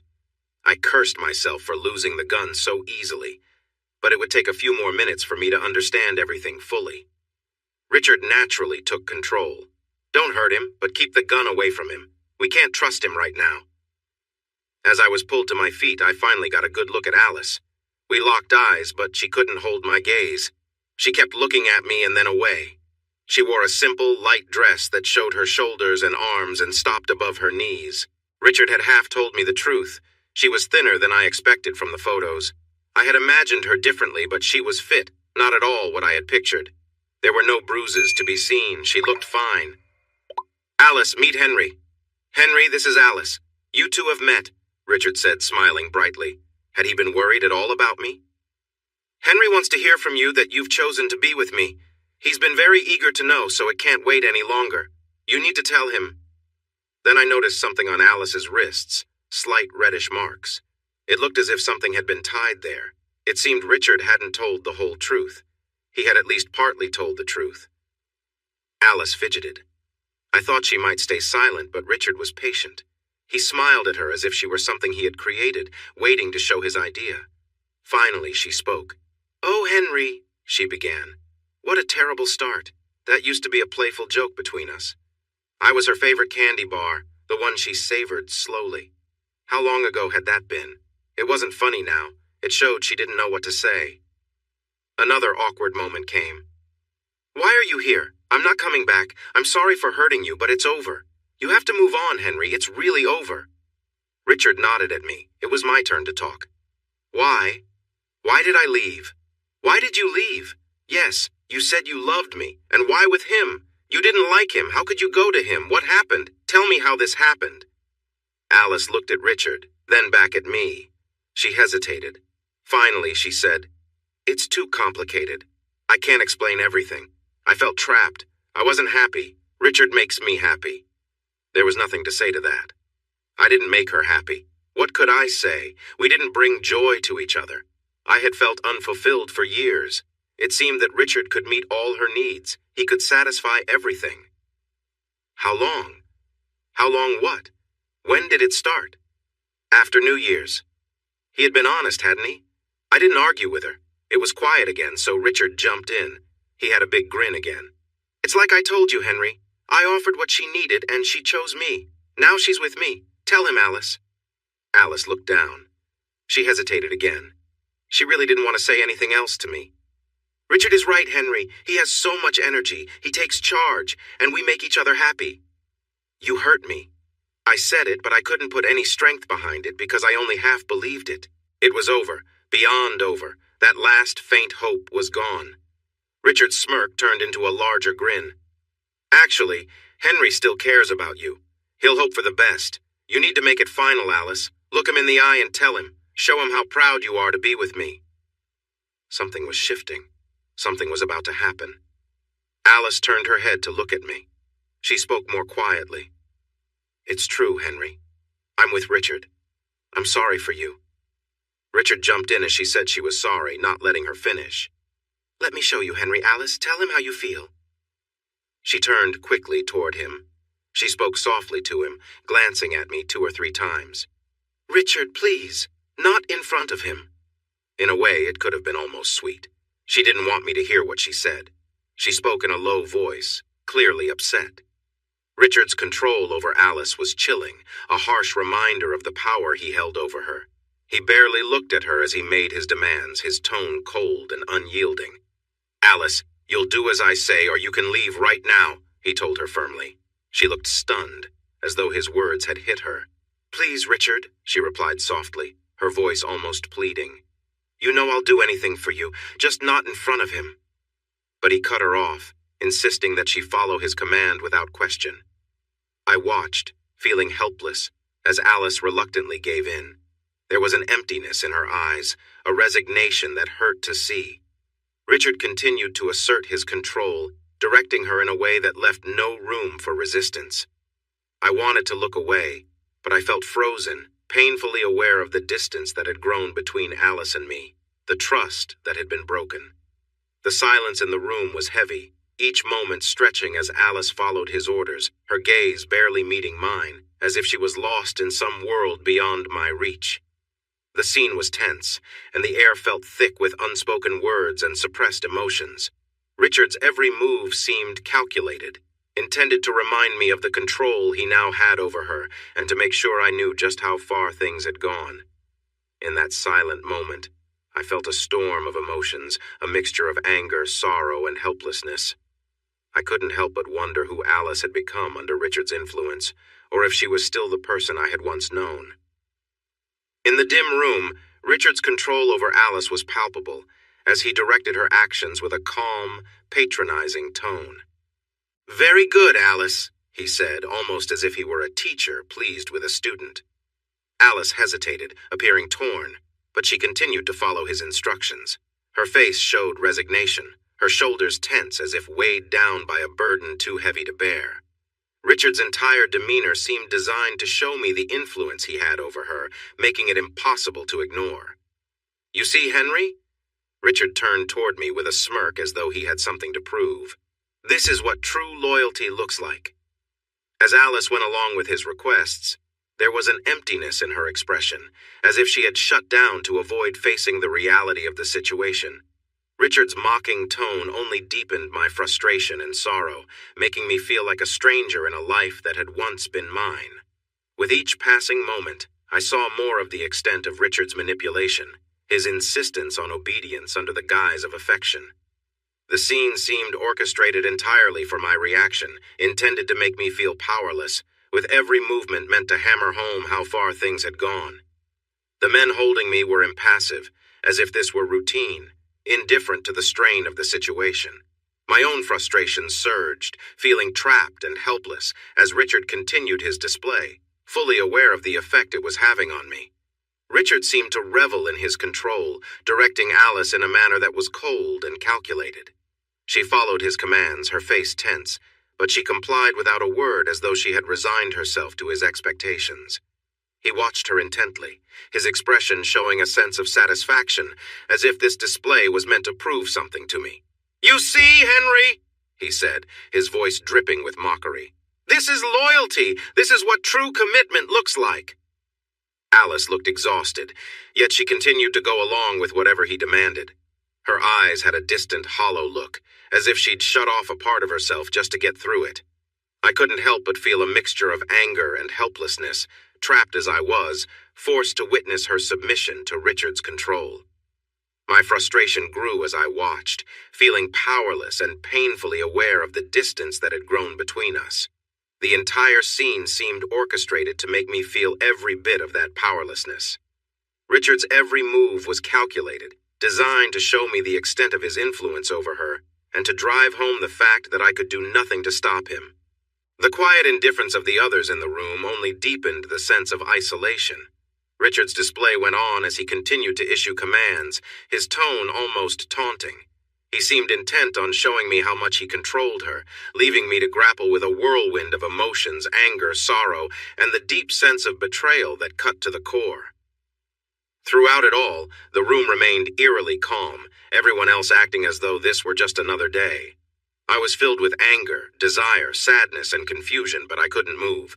My supervisors were all serious. Armand stood with his arms crossed, looking down at Alice with a sort of contempt. Alice was sitting back on her heels, breathing hard. And Richard? He straightened himself up and tucked his shirt in, acting as though he was just getting ready to leave the men's room. "Well, there you have it, Henry." His voice was loud again. "That's how a trained woman shows her loyalty. Quite a display, isn't it?" I tried to respond, but he interrupted me. "There's just one more thing, Henry." I braced myself for something harsh, but instead he said, "I see you're still fond of this girl. I understand why, and I don't want her to get in the way between us. So, to settle things, I'm giving her back to you as a gift. Enjoy her." Alice's mouth fell open. The room fell silent for a moment. "What?" Alice nearly shouted. "What do you mean, Richard? Don't joke like that. It's not funny." She tried to laugh, but it didn't convince anyone. "No joke, Alice. It's time for you to go back to Henry." He was calm and composed. "Richard, no, you can't be serious. It's time, Alice. We had our fun. Richard, no, I've done everything for you. And you've received more than what you expected in return. It was a fair trade. I gave up my entire life for you." She looked around the room, moving her head anxiously. She was wiping tears from her face. "My job, my marriage, Richard. Those were your choices. Time to return to reality, dear." "No!" She lunged at him from her knees, but he pushed her back gently. "Armand, can you get a few people to help Miss Alice?" "Richard!"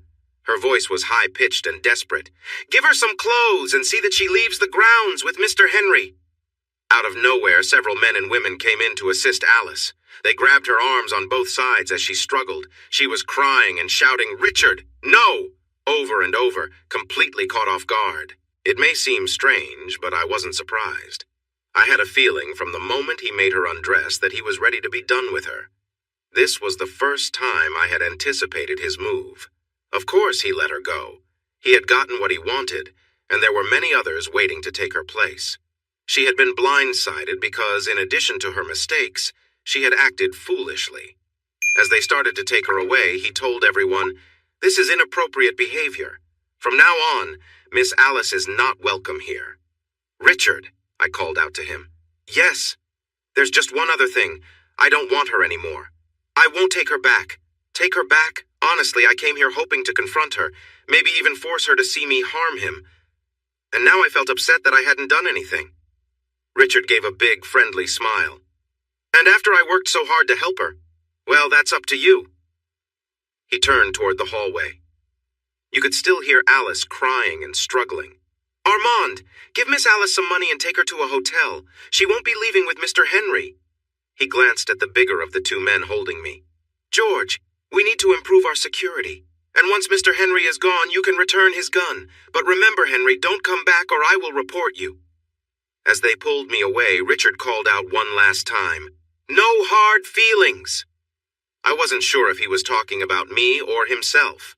"Pleased to meet you. Hope you guess my name." But what's puzzling you is the nature of my plan. Richard's plan was one you might expect from someone with a grudge, someone who wanted to ruin past friendships and inflict pain on both of them. Why do we want to hurt others? Who knows why we do anything? He had a clever way to do it. He would charm her, destroy their relationship, and hurt them both in the process. Richard executed it all with such skill, enjoying his control over the situation. He was unpleasant, but you had to admire his creativity. It was a rare talent. I was at my lowest point. That was obvious. Nothing mattered to me anymore. I felt a deep emptiness. I thought maybe I should use a different word for nothing, but honestly, nothing else described it the same way. I had failed as a husband, failed in love, and failed at my own expectations. That's the truth. So please allow me this small joke because as you can see, I had nothing left. There are millions of happy people in the world, maybe billions, just not in my world. I mostly lay around the house, avoided my calls, and didn't eat. What I could do was grieve. I could do that. I could mourn what Alice and I used to have, or what I believed we had before Richard took it all away. Why wouldn't I think it was real? There were no signs until the very end. Even then, it was confusing. I knew almost nothing except that she was with him until the photos came. Richard had bragged, but I hadn't fully believed him. Until I saw the pictures, I hoped she would leave him, come back to me, and we could salvage our marriage. You don't simply walk away after a decade together. I couldn't just give up. Those photos made everything clear. Every day felt the same. I sat in a big chair and listened to the recording of Richard's first call to her. Every time I thought about how Alice had pushed back against him at first, even if it was just a little and for a short time, I felt a sense of hope. I'd think, stay strong, Alice. But sadly, she never did. Even so, I was relieved that I hadn't harmed her. He was the real problem, the mastermind behind everything. She was just a player in his game, a tempting one for sure, but definitely not the leader he had made her believe. It would have been too much for her to witness his end, and then mine, and carry that burden forever. I really messed up. Sorry about the joke. I went through the photos, but mostly I replayed in my mind the scene of Alice with Richard. She had become shockingly good at pretending. Yes, my mind was like an old hamster wheel, going round and round, showing me the same moments and sounds of my wife's performance. Like an annoying song stuck in my head, it was relentless. I couldn't escape it, no matter what I tried. I did all the things betrayed husbands usually do. I threw things around the house. I punched the walls. I cried. I took some pills, drank until I felt sick. Even with all that, I couldn't sleep, and I felt too drained to do much more than sit in that chair and think about everything. Sometimes I had to go to work. There were still tasks to handle. At least I hadn't walked away from my job like Alice had. That was frustrating. But I tried to go in mostly at night when it was quieter, letting my office manager manage as best she could. I took long drives in the desert, enjoying the cool night air. And did I mention I got another DVD from Richard? It had the last scene from his home on it, in blurry black and white from a security camera, and he had written, "Enjoy," on the cover. After that, I didn't have to imagine it anymore. That same afternoon, I filed for divorce. I wasn't going to let Alice get an easy, quick divorce without consequences. No way. I wanted it to be for cheating, emotional harm, and leaving. I also started a civil case to get as much of her property as I could. Nevada follows community property rules, but I thought it was worth the effort. The only issue was they couldn't find her to serve the papers right away, but my lawyer assured me there wouldn't be any major problems. I had more than enough evidence. He even managed to get a court order giving me temporary control over the house. I took some steps people usually think about, mainly shutting down our shared accounts and credit cards. I didn't know if I could keep all the money legally, but it didn't matter. I felt better after that. I sold the unwanted items, cleaned up the home, my home. I changed the locks and got rid of nearly all of her things. I tossed out her photos, packed up her clothes, and donated them. I did everything I could to erase her from my life. It felt much better. The bad dreams stopped. I started working again. Time went by. I thought I could never trust another woman, but I did think about dating. Then Alice came back. Alice showed up. Just 3 words, but they meant so much. One moment she wasn't there, and the next moment she was. The doorbell rang. I should have paid attention. Things were finally getting better, and I thought I was moving on with my life. But then there was Alice in the doorway, looking at me and saying nothing. It felt like a nightmare. Not again. Get out of my life. I slammed the door shut. The doorbell rang again, but I didn't answer. I was already feeling panicked. Is this how it would be now? You can't be ready for it. You can't imagine how it will feel when she comes back. She kept ringing the bell for a long time and knocked, calling to me. Please, Henry, please talk to me. Her voice was scratchy, but I could hear her. I stayed away from the door. I walked quietly around the house, trying not to make any noise. Maybe she would leave if she couldn't hear me. I thought of her like a ghost. She couldn't get to me if I didn't let her in, but still, there she was. I tiptoed to the door and looked through the peephole. Her shirt looked dull, and her hair was messy. She had a bruise on her arm. Alice looked worn out, but she wasn't much different from when I saw her before. "Henry, please. I'm so sorry. Please talk to me." Finally, she went quiet. After a while, I looked out and didn't see her anymore, so I thought it was safe to leave. I opened the garage door and backed the car out. It was hot outside. Spring in Las Vegas felt overwhelming, and sitting there in the shade was Alice, staring at nothing. I quickly closed the garage door, watching it lower. "Hurry! Hurry!" Just as it closed, I saw Alice lift her head and start to stand up, leaning on the wall for support. I rolled down my window and called out, "You're not welcome here. If you want to talk, see my lawyer. If you're still here when I get back, I'll call the police." She stood up and said something, maybe, "Please," and walked a bit closer, but I drove off before she could say more. What should I do? How could I make her go away? What if the police believed her? I felt frustrated and angry. Just leave me alone. I spent the night at a motel. The next morning, I asked my office manager to call security if Alice showed up. "Don't you think you should talk to her?" she asked. "Maybe you should look for a new job, Sherry." She looked taken aback. "I'm sorry, I didn't mean that. But you don't know everything she did. I can't really explain without it being inappropriate." Sherry was quiet most of the day, canceling my meetings while I sat at my desk and gazed out the window. Around 4:30, she came in and closed the door. "Henry, you can fire me if you want, but I've known you a long time. You need to clear things up. Talk it out, then you can both move on. You don't know all the reasons why she acted the way she did, and it's time to stop letting Richard control you. That's all I have to say." What had I done for weeks, even months? I had tried to talk to Alice, but she wouldn't listen while she was with him. When I walked towards Sherry, she flinched as if I might get angry. I leaned down and gave her a light kiss on her head. "I know you mean well, but I can't do that anymore." On the drive home, I kept thinking, please don't be there. Please be gone. I can't handle this. Alice was still sitting in that spot of shade. Was she going to stay there forever? It had been an afternoon all night and most of the next day. She could be in really bad shape. When I arrived, she slowly got to her feet, so she was alive. I wasn't sure if that was good or bad. I parked and closed the garage door. She didn't ring the bell, but when I looked through a side window, she was leaning against the wall, her face hidden in her hands. She looked sunburned. What should I do now? I filled a large glass with water, walked to the door, opened it, and held out the glass. "Here." It took her a long time to reach me, even though she was only a few steps away. She took the water and gulped it down quickly. I took the glass back, and our hands brushed against each other. "Stay here." I closed the door, went to the sink, filled the glass again, and returned to her. She paused once for air while drinking. After I took the glass away again and closed the door, I opened it a third time and stood in the doorway. "What do you want?" She hesitated, trying to find the right words. She made a soft, sad sound but had no tears. Finally, in a small voice, she said, "I'm sorry." I held the door and looked past her at some cactus. "Please, I'm so sorry. Please help me. Go away. Let me come home. I'm sorry." Alice's voice was barely a whisper as she started, but then fell silent. "You can't stay here," I told her firmly. For a moment she said nothing, just stood there, hesitating. I wondered if she'd say anything at all or simply wait for me to give in. "I don't have anywhere to go," she finally said. "Then find a place," I replied, frustration building. She looked down, her voice trembling.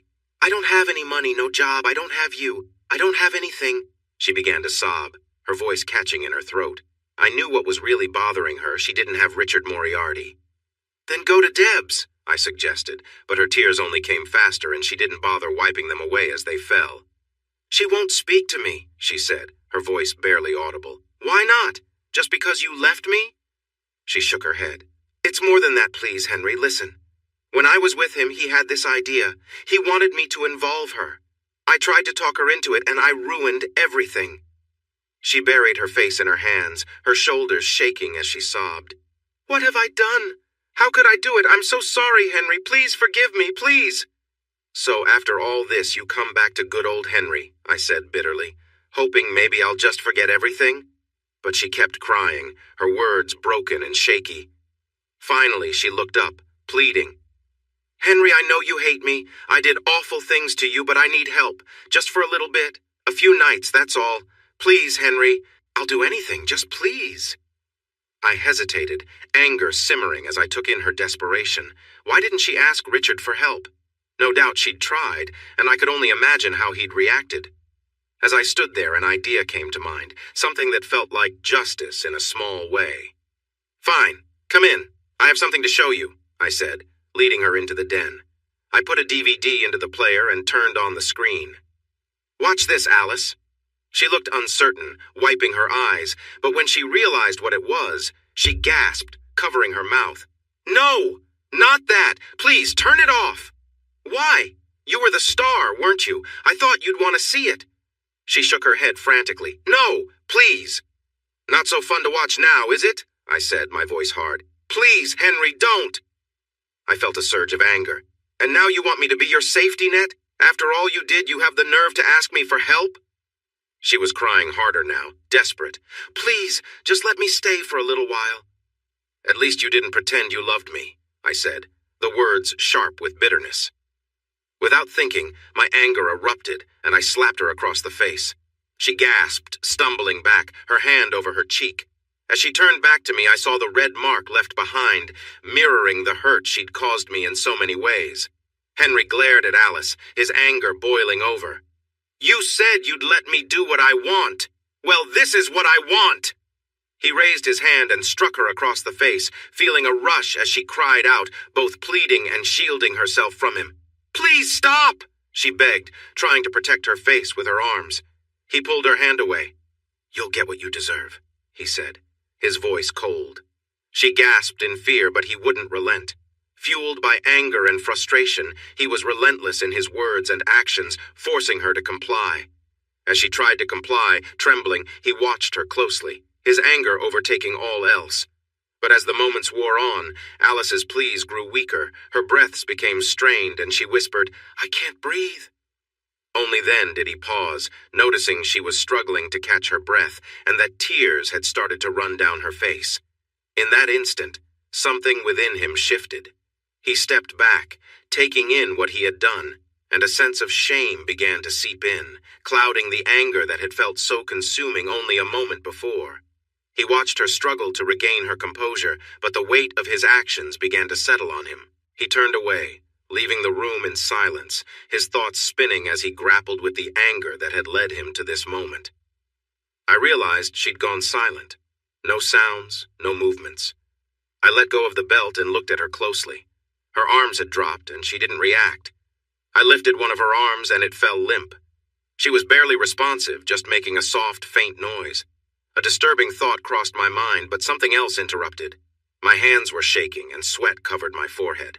My pulse was racing.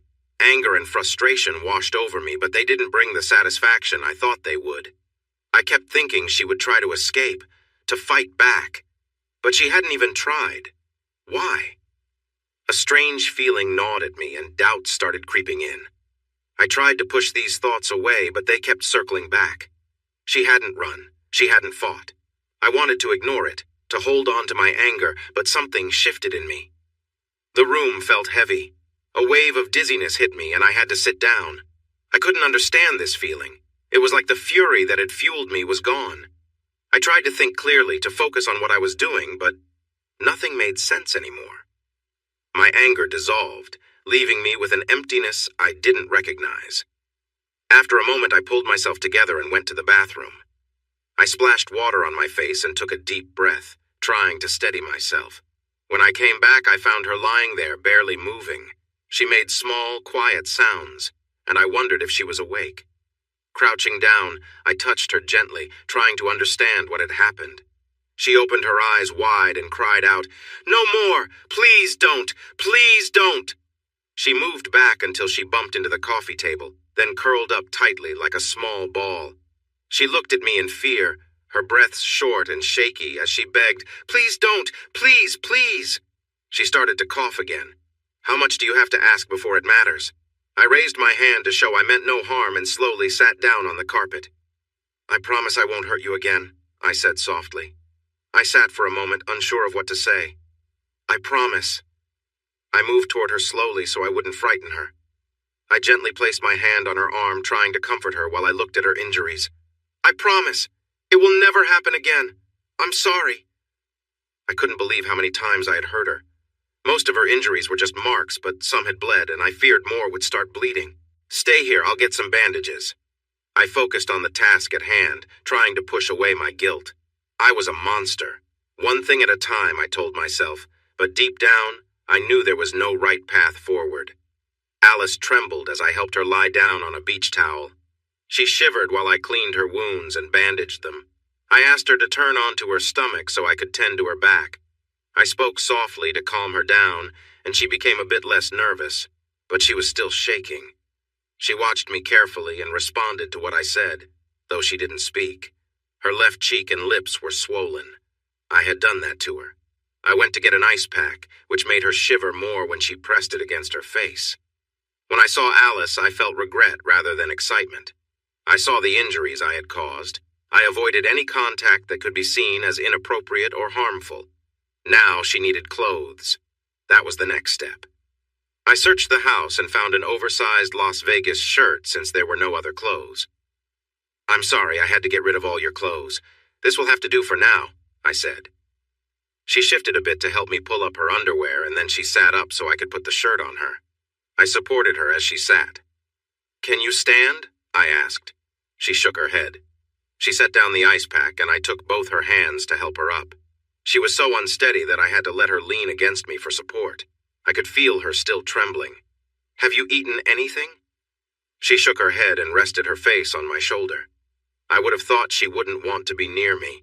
I was afraid of letting her get close, afraid of what my feelings might lead me to do. When she finally spoke after the storm, her voice was rough and hard to hear. "Not much. I didn't have any money. I was taking risks at the casinos, but I got caught and then sent away. After that, I went to a soup kitchen." "What happened to the money Richard gave you?" I noticed the scent of her hair but turned my face away, not wanting to be too close. "It's gone. I spent it on motels and food. My car broke down. I used the last of it to try my luck at blackjack." She coughed again and leaned back against me. "I lost everything, just like I lost myself." At that moment, my thoughts wandered far away. She could have accessed our money if she had really tried or had any skills to survive. I imagined her struggling with hunger and thirst near a casino's pool. I remembered that Nevada was a community property state, and I thought about the house and all her belongings that I had thrown away. What had happened to her? She used to be smart and sensible. I finally realized that she needed more help than I could provide. "Well, come on. Let's get you something to eat." She leaned on me as we walked to the kitchen. I helped her sit down and poured her some milk. There were fresh grapes available, and she liked grilled cheese sandwiches, so I started making one. She watched me quietly while shaking occasionally, but her coughing seemed to have stopped. What was I thinking? That my anger had faded away. You knew that, didn't you? It was gone, and it didn't matter what she'd done. It wouldn't come back. She wasn't really my Alice anymore. I didn't understand how she had changed. She was just a lost soul, and I wanted to be kind to her. It wasn't about forgiving or forgetting. That would be impossible. What parts could I even forgive? It wasn't Alice who had hurt me. It was Richard. Sherry was right about that. I needed to stop letting him affect me. But Alice had done enough. She left me hanging, and it hurt. It was more than enough for me to feel lost. I never wanted to hurt her, though. Honestly, I couldn't say for sure what I might have done. That last situation took us to a place far from where we used to be. People leave all the time, it happens. There's even an industry that deals with it. You either fight or give that "it's not you, it's me" speech, even if it's not true. Then you hire divorce lawyers. As for the rest, I couldn't erase the memories of the things Richard showed me, though Alice might never have known about them. They were just part of Richard's collection of memories, things he would look back on when he was older and perhaps regretful. Those things were not the worst of her choices. It was her conscious decisions that hurt the most. Finally, things came to a difficult point. It was hard to see her acting in such a way, putting herself down in front of me. I felt helpless, watching her show loyalty to someone else. It was tough. It still feels tough.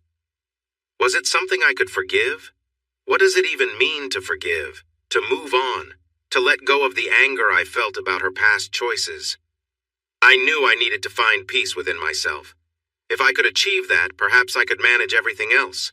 Others have forgiven even worse things. I once heard a survivor talk about forgiver her captors. I'm not sure I'm as strong as they are. Still, Alice hadn't hurt me in a physical way, so maybe it wouldn't be so hard for me. I wasn't sure, but the anger was fading. You know this already.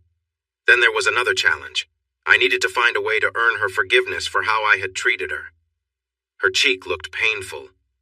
I gave her the ice pack again and told her to keep it on until it felt numb. What was going through her mind? Did she wonder if I would help her, or if I might hurt her again? I think she trusted me. We didn't say a word while I cut the sandwich. What do you say to someone after hurting them? You look nice, I blurted out. Oh no, what an awkward thing to say. She tried to smile. I washed my clothes in restrooms and hung them out to dry. You kept things neat, I replied. Why bring that up? I should have stayed quiet. Don't mention the rings. I could see the outline of them through her shirt. Ignore them. She spoke softly. At first I thought he might take me back. Later I felt I needed to find a way to get by, and that meant looking presentable for customers. She sighed. I tried to find a job at a casino, but security caught me. I didn't ask how that went for her. And you thought about giving up? She looked surprised. How did you know? I'm sorry, I shouldn't have asked, but it just felt right to mention it. She started to breathe quickly and cough again. I'm sorry, Alice. You'll be okay, I promise. I grabbed a dish towel to dab her eyes, but she pulled it away and covered her mouth instead. After the coughing stopped, she said, I didn't mean to try. I was staying at a shelter, but then... She paused, gasping for air. I thought she might not be able to finish. I was hurt by some men, and a lot of my belongings were taken. We were quiet for a while. At that time, I thought about giving up, but I wasn't strong enough. It was always on my mind. I'm really sorry, Alice. I shouldn't have brought it up.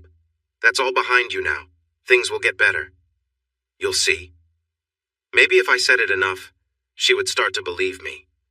She was surprisingly open about everything. I thought she would share any story I asked about.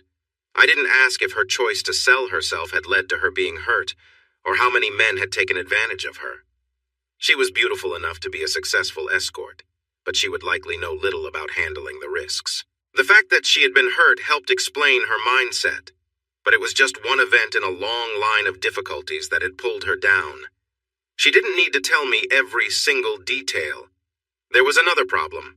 She wouldn't eat. You have to eat. You need your strength back. But she said she just couldn't. Finally, we agreed I would eat half of the sandwich, and we would take turns taking bites. She took small bites, which made her cough more. She had a tiny nibble of a grape. That was all before she seemed to drift off again. Come on, let's get you to bed. She started to sway as soon as she stood, so I let her lean on me again and helped her to the bathroom. I found a new toothbrush and some expired cough medicine. Then I took her to the guest bedroom. I noticed some marks on her arm were seeping through her shirt. I realized I would need to take her to a clinic. They would notice those marks. They would understand. There were many things to check. The injuries from before, the chance of infections, her lungs. But the marks were a serious matter. I would have to report myself. That could wait until tomorrow. First, she needed to be strong enough to care for herself. I rebandaged her while she sat on the bed and gave her a clean shirt. In bed with the sheet pulled up, Alice looked even more delicate, and despite her swollen face, she seemed more beautiful than anyone I had ever known. Yes, I knew it was a foolish thought. It wasn't just her body that was struggling, was it? It would be easy to pretend I was a knight rescuing a damsel. Fool! We both needed time to heal. She wasn't even really mine, though I felt responsible for her suffering. She took my hand as I stood. Henry, the reason I didn't say I loved you. I stood above her, holding her hand. It's because I don't have the right to say that, not now. I can't put that on you. I could see she was about to cry again. My Alice? No, I keep reminding myself she wasn't truly mine. I sat back on the edge of the bed. I wanted to wrap her in my arms and carry her away. That fantasy again. Instead, I just held her hand. Don't you think you've suffered enough? That's not it, Henry. Alice, I'm not clueless. You still have some savings. Just a few days ago, you could have accessed our accounts. You own half of the house. You're doing well.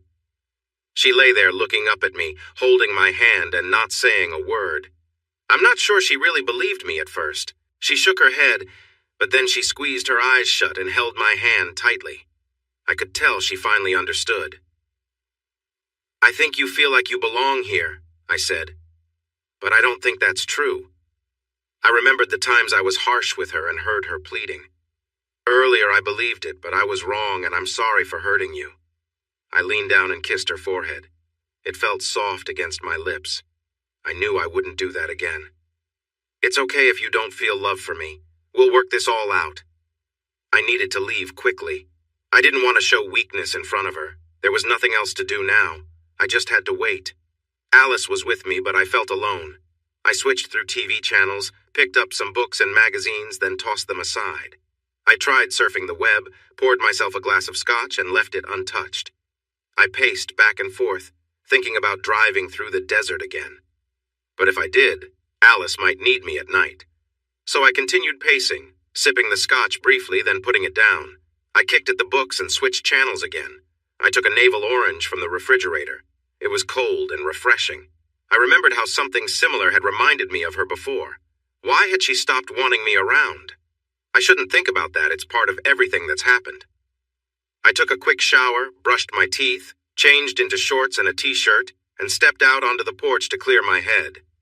This was where Alice had stood for so long, feeling lonely and sad. I knew she was scared to reach out, but in her mind, I was her last hope. The desert air was filled with a sweet scent of blooming flowers. We were far from the casinos, and the stars twinkled brightly. My thoughts raced. I should call my lawyer before heading to the clinic. That made sense. Or maybe I could call Mickey Edwards. He might help me get out quickly so I could gather some clothes for her, something she could wear when she went to find proper things. How long would she stay with me? After all, it was her house too. Everything felt complicated. It might be better if I found her a small apartment, and I should think about fixing her car. I'm sure she'd need some support. Wait, there was a shooting star. If only I believed in wishes, I'd hope for something good to come from all this. I inhaled the desert air, wanting to keep the memory of it with me. I'd miss it if I ended up in jail. Get a grip, Henry. Focus. I peeked in on Alice. She was sleeping peacefully, but the sheets were all tangled around her. I struggled to sleep for a long time, then I finally drifted into a dream about Alice. It was the same dream as always. I hadn't thought about it for a while. The dream with her on the bed and me on the floor. Then I woke up. Is she home? Of course, she's home. I needed to see if she was really here. I glanced at the clock and noticed something on the floor beside the bed, Alice wrapped in a blanket. She looked lifeless. Alice? What happened? She turned her head slightly and looked at me. I'm sorry, Henry, I couldn't be alone. I didn't mean to wake you. You looked so calm. If only that were true. Did you have a bad dream? No. I'm scared to sleep because I feel uneasy. It happens when I'm awake, too. It's like a wave that hits me suddenly. I don't know how to explain it. Panic attacks. I can't control them. I was scared being alone. I'm really sorry for this. Could I stay in here with you? I promise I won't disturb you. Of course, just come up. She hesitated. No, I don't want to be a bother. It's fine. You'll feel more comfortable up here. She climbed onto the bed, staying on top of the covers. Get under the covers, Alice. You might as well be comfortable. We've shared beds for years. She slid under the covers, facing away from me on the edge of the bed. I watched her for a while. Just as I began to drift off, she jolted like something had startled her. Alice? I reached for her. I'm sorry, Henry, I'm bothering you. Her breathing was heavy and she sounded frightened. Okay, let's try something different. I took a breath. Let's cuddle. Henry, no, I don't want to disturb you. It won't bother me and it will help you. You need to trust me. Right now, I'll think for both of us. I had to believe it would help her, even if I was worried about myself. She didn't say anything. She shifted toward the middle of the bed and inched closer to me. I wrapped my arm around her. She took my hand and brought it to her lips, whispering, "Thank you, Henry. You're a lost soul, but I'll help you. I'll look after you tonight and maybe for a few days until you feel better. You were important to me once, and I care for you now. I know we never fully understood each other, but I can see you need someone right now." I gave her hand a gentle squeeze.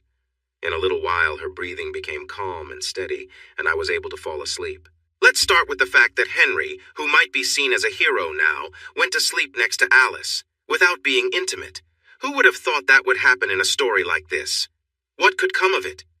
I can tell you that later in the night she woke up twice, frightened from bad dreams. He comforted her, rubbing her hair and speaking softly. Still no intimacy. Personally, I think I would have found it hard not to be tempted. But let's set that thought aside, at least for now. She started coughing again, and it got so bad they had to use the last of the medicine. What about Alice's health issues and Henry's troubling past? If he thought about it clearly, he'd realize he really didn't want to get into trouble, and Alice's health made things even more complicated. He came to see this soon enough. He may or may not become a hero, but there were serious concerns if the authorities got involved. Alice had nothing suitable to wear for the hospital, and he didn't believe she could take care of herself emotionally or physically while he dealt with the situation. He was right, of course. Trust me on that.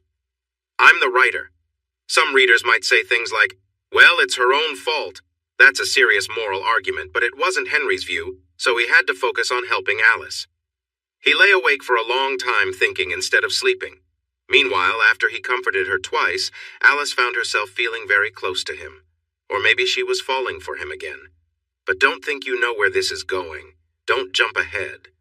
Personally, I wouldn't trust such quick feelings, but they felt real for her. Even she realized there were issues, and she thought to herself, "I can never tell Henry that." I might agree with her, and I wouldn't want this to turn into a typical romance story. So let's put that aside for a moment. Things will sort themselves out one way or another. Henry woke up around 8 and called Mickey Edwards. Alice was still asleep, and her breathing was not sounding good. Mickey might still be sleeping too, at least in stories. Private investigators often work at night, but he seemed like the best person to contact first. His wife, Maria, answered on the third ring. "This is Henry Jekyll. I'm sorry to call so early, but can I speak with Mickey? It's about my wife, Alice. We need help, quickly." "Oh, right. The Richard Moriarty case." Maria's response surprised Henry, but you and I know that spouses often know a lot about each other's work. "He's out on another case right now. I can pass a message to him. Please tell him it's important and that she needs medical attention." "Wait, stop. Is this an emergency?" No, but we need some help." Mickey called back in 5 minutes. "Henry, before you say anything, I'm going to ask some questions, and you just give me the main points. Don't mention anything about what you might have done. Got it? Okay. Is Alice hurt badly?" "No, but wait, I'm not completely sure. I know she needs medical care." "What kind of medical care does she need?" "She came to the house on Thursday. I let her in yesterday. She's been hurt and has trouble breathing. She also has a bad cough. It might be pneumonia. And for some reason you haven't taken her to the hospital yet? Mickey, if we could, we could use a little more privacy. Come on, Henry, be honest with me. If it's serious, hang up and call 911 right now. It's not an emergency. Trust me. Don't mess around with this. Are you sure it's not critical?" "It's not, but she needs a doctor." "You're at home?" "Yes." "And she's okay for now?" "Yes. I'll call you back. And you better be telling me the truth, or I'll contact the police so fast you won't see it coming. Soon after, a doctor will visit. The service won't be covered by insurance and will be costly. Henry. Okay. How much? Mickey. More than 1,000. Henry. 2, 5, 10, 15. Mickey. Not over 10. Henry. Okay. I'll need to get the money together. Mickey. It's covered. You'll get my bill, and I'll be over later to check on Alice. Alice, you need to wake up. A doctor is coming. He touched her arm. Alice? She looked at him and seemed confused about her surroundings. What? You said a doctor? Oh, my Henry, stop it. Focus, Alice. Control yourself. You need to think clearly. Henry gave Alice one of his long-sleeved shirts to wear instead of her shirt. She used to love wearing them at home. You'll look better. Now you need to eat something. I can't. You have to. Just a little. I brought you some toast and juice. I can't. You have to. Just take a few bites. And I need your clothing sizes. Blouses, pants, undergarments, shoes, and bras. I don't understand. Alice took a small bite of the toast. I'm getting you some basic clothes until we can do proper shopping. I don't understand. But she was waking up. Sherry, it's Henry. I'm sorry to call on a Saturday morning, but we need some help. Did I just hear you say we? Want to explain? It's about Alice and me. So she's at your place? Yes. You finally let her in? Yes, I did, but she's in bad shape and a doctor is coming over. What? Henry, did you do something to her? Please, Sherry, I'm not hurting her. A doctor is coming over and she needs some clothes. What do you mean she needs? I got rid of all her old clothes, and what she had on was torn. If you can, could you get her some basic clothes? Just simple, everyday things. I have her sizes. Henry, what did you do to her? Please, Sherry, you can see her when you get here. Can you help? Yes, but Paul is coming with me. She'd better be okay. Everyone believed Henry had hurt Alice, and it seemed that way. Alice did finish her breakfast and change clothes, but after using the bathroom, she lay back down. She felt like she couldn't breathe well.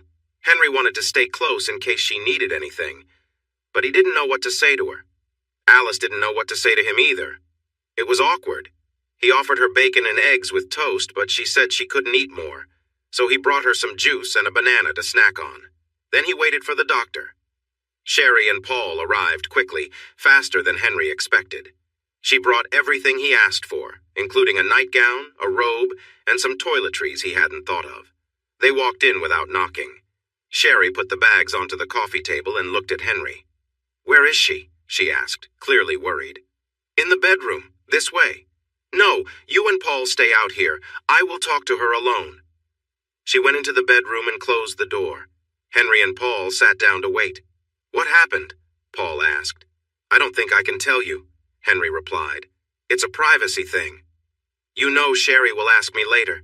Then you'll find out then. Sherry came out and quietly closed the bedroom door behind her. She approached Henry and said softly, Give me the belt you used on her. The belt? Yes, the belt. Hand it over. Henry took the belt from a drawer and gave it to her. Sherry examined it closely, noticing some marks on it, then stepped forward and swung it towards Henry. He stepped back, startled. Stay calm, Henry. Breathe deeply. Trust me. Don't let anger take over. Just breathe. He took a moment to steady himself. Henry held still and finally said, I won't let you hit me again, Sherry. Paul stood a little ways between them, unsure of what to think about what had just happened. Sherry held the belt away from her. But it's okay for you to use it on Alice? Is that how it is? Henry stood still. No, it's not okay. Nothing about it was okay. But I did it and I can't take it back. Why shouldn't I just report you? Okay, I get it. Do what you think is best. If you promise to look after her while I'm in custody, that's fine by me. Sherry paused to think. First, you need to tell me your story. What happened? What's your reason? There were reasons, but not excuses. I lost control. It won't happen again. And? That's all? Many people who hurt others say that, but it happens again. What do you want me to say? Didn't she tell you? She says it's all her fault. There was some silence. Yeah, many people in bad situations say that. Are you saying that? No, it wasn't entirely her fault. She had a part in it, but it wasn't her fault. Then tell me. Be clear, from the start. He shared his story. Sherry knew about the leaving and Alice showing up. She definitely knew about the punishment. She had made Alice show her the marks. The rest? Just bits and pieces. She didn't know about Richard throwing Alice out or anything about the pictures. Henry opened his laptop and showed the photos. Most of them didn't surprise her, like the collar and the wine incident. But the last photo? That looks like the start of something disturbing. What's that mean? Henry looked at Paul, who didn't reply but had an interested look. It's a type of adult film, originally from Japan. It involves a woman and many men. She shook her head. No way, that's not real. It is real. Just look at it. She turned to Paul. Is it real? It is. Don't look at me like that. I know about it. Henry had an idea what kind of videos Paul might search for later, and Sherry didn't want to dwell on that. Henry continued. They take turns getting close to her. No. She began to visualize a more disturbing scene. You wanted to know. Sometimes they collect and share what they produce. No! Stop! Sherry covered her mouth and turned away. I'm sorry. I shared too much. I don't know what Alice went through. Richard sent me just one image with the 6 men. Sherry thought, 6? Just 6? Paul made a face as if to say, wow. A few have already finished. I'm not sure how far it went, but it was real. And look at what Richard wrote on her. Henry, wish you were here. It's a bit blurry. It was quiet again. Sherry looked thoughtful. Paul appeared curious. Henry looked sad. Sherry said, That's what made you lose control. No, there's one more part. More? Yes. Henry hesitated. After that, I went to Richard's house. I had something with me, but they caught me. As Richard's guards held me back, he told Alice to remove her clothes, right there in front of me, everyone else, and a camera. And she did. Then he made her do more, all while filming it. I had to watch as he humiliated her and sent me a copy with a mocking note attached. Later, when Alice came to my place asking for help, I lost control. I took out my anger on her, not that it justifies what I did. She was alone and vulnerable, and I realize now how wrong I was. I get it if you think I should be punished for it. After I said this, Sherry quietly put down the belt she had picked up, looking at me with sympathy. She walked over and gave me a comforting hug, like you'd give someone who's grieving. Just then, the doctor and his assistant arrived. They came in a plain van with their clinic's logo on it. It was a quiet entrance, with no flashing lights or noise to draw attention. It wasn't an ambulance, just a clinic vehicle. They brought in some medical equipment and went into Alice's room, shutting the door. The rest of us waited in silence while the assistant returned to the van for more supplies. Finally, Sherry broke the silence. What made you stop? She asked. Stop? I replied, caught off guard. She nodded toward Alice's room. What made you stop hurting her? She blacked out. I went to get some things to keep her from running off, and then I don't know. It was like a weight lifted. I suddenly understood what I was doing, and I couldn't keep going. You hated her. You were furious, hurt. Yeah, until that moment. The anger vanished, but the pain is still there. That's my burden to handle. And you chose to help her after that. I had to. I was responsible. Even with what she did to you? That's her own issue to deal with. I think she's looking for forgiveness. I'm okay with that. But I need to find forgiveness too. From whom? What? She smiled gently. Not from Alice. She thinks you're some kind of hero. Hearing that, Henry managed a faint smile. It was unexpected, a small relief, even if he couldn't quite believe it. They say people often stay close to the ones who hurt them, don't they? So who else needs to forgive you? The state of Nevada? Not them, no, but I still need it. Who from, you ask? God? No, that's easy enough. He looked up and muttered a quick, Sorry, Lord. He sighed. No, I need forgiveness from myself, and that's not easy. I remember how powerful I felt. It felt exhilarating. I can't believe I enjoyed it that much. And that's what I have to live with. It's not just what I did, it's that I loved it. That's what's worse. So yes, me, myself, and I. The nurse passed through the room again. When she left, Sherry spoke up. Henry, we're not going to turn you in, right, Paul? Paul nodded. But I don't think Alice should stay here, Sherry continued. Not so soon after everything that's happened. Then can she stay with you? Henry asked. She doesn't want to be alone. Last night she kept having terrible nightmares. I had to stay with her. Paul raised an eyebrow. You slept with her? No, it wasn't like that. I just stayed close to comfort her, that's all. I'm trying to help her, not take advantage of her. They still looked doubtful. You're sure you didn't do anything to make her feel like she owed you something? Sherry asked. I'm sure, Henry replied. I was there to help her through the night, that's all. And this morning, I started taking care of what needs to be done. They seemed to accept his answer. Then Sherry brought up something that had been on her mind. You care for her, don't you? The nurse came through again. No, not like that, Henry said quickly. Not after everything that's happened. I care about her, yes, and I feel responsible. I have to make amends as best I can. He gave a small laugh. That's my story, and I'm sticking to it. You can believe what you want. The nurse returned, holding a small bottle of pills. The room was quiet, each person lost in their own thoughts. Sherry thought, he cares for her, poor guy. Henry thought, I've really messed things up. Paul, meanwhile, thought, this whole situation is unbelievable.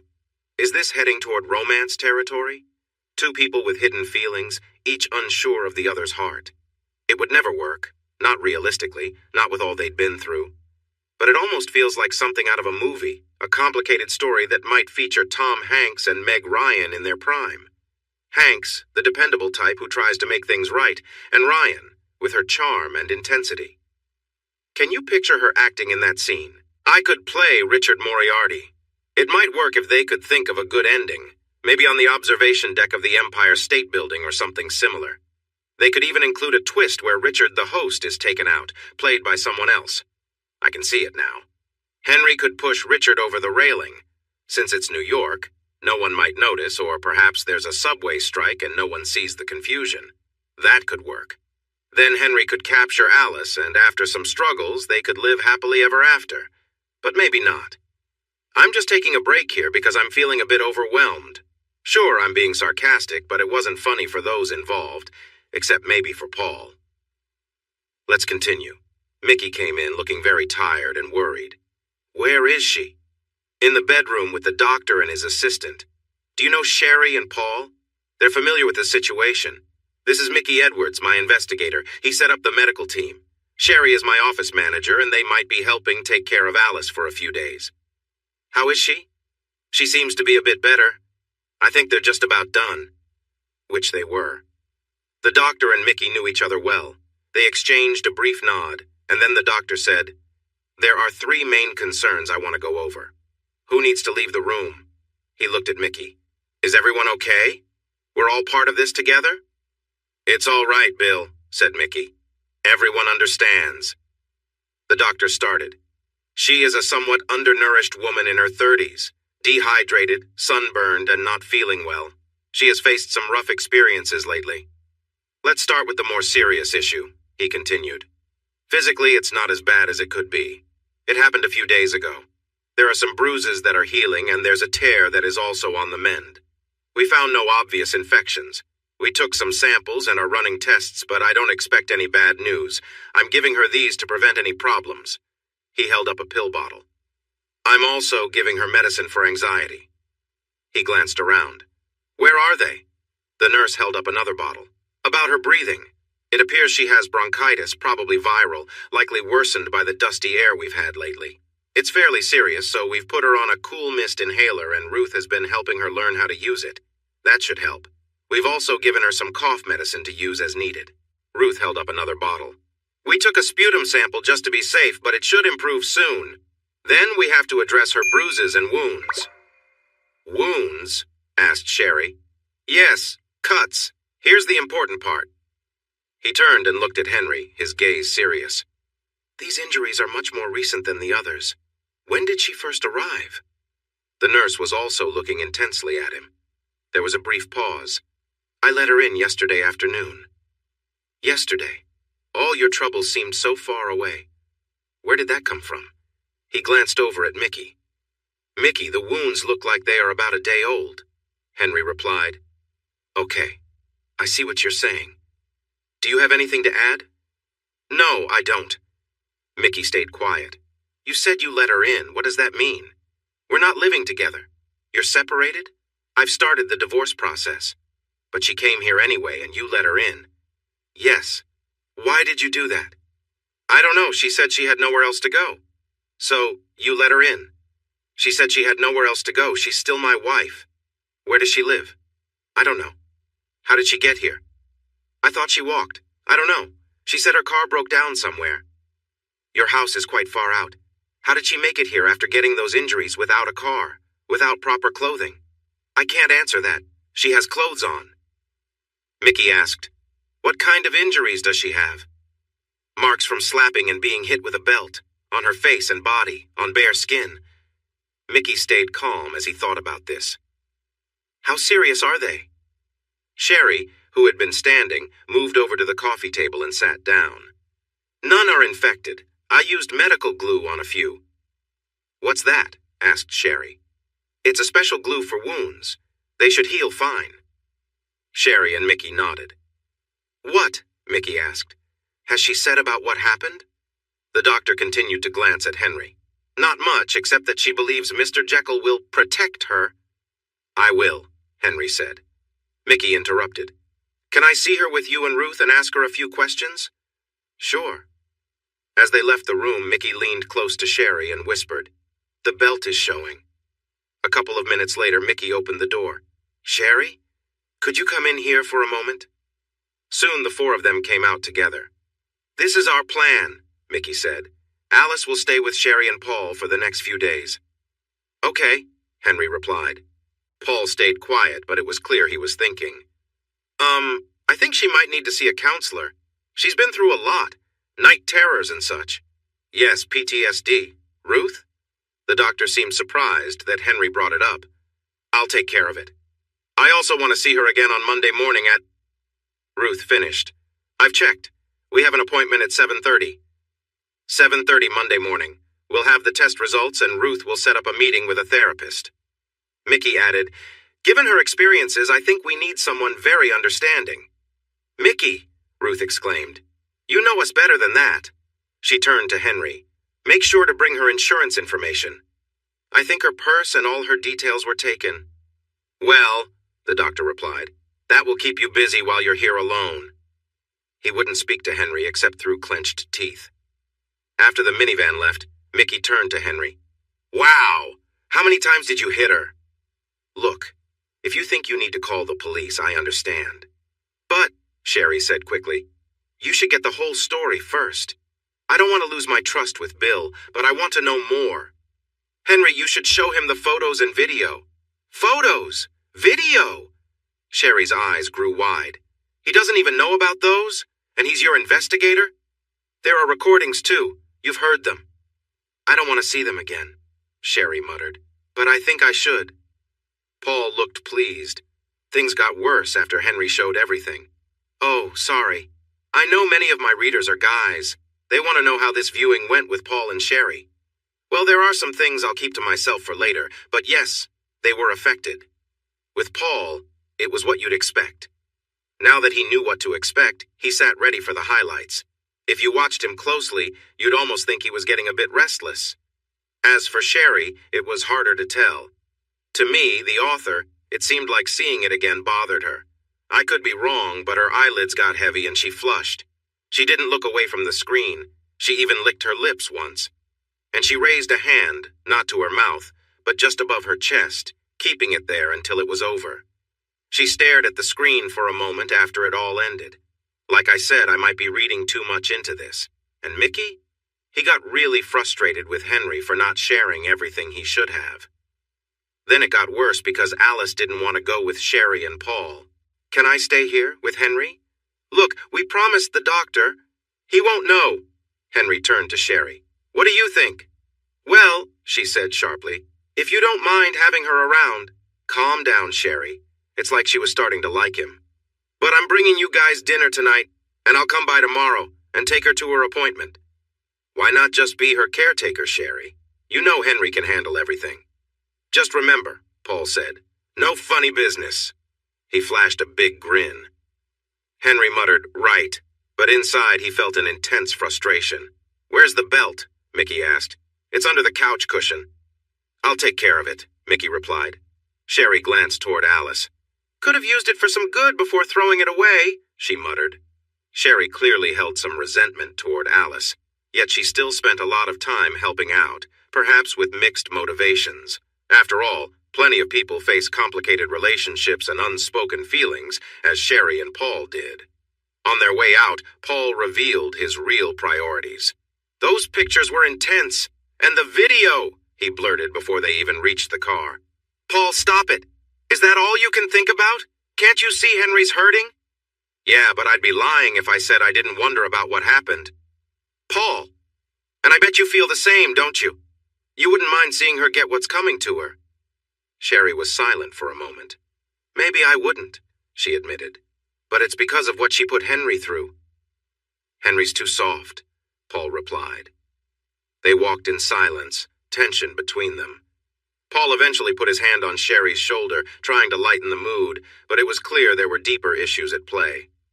Back at home, Paul moved closer to Sherry, trying to reconnect, but Sherry brushed him off, feeling unsettled by their earlier conversation. The sap. Why am I even talking about this? Is Sherry really that different from Alice?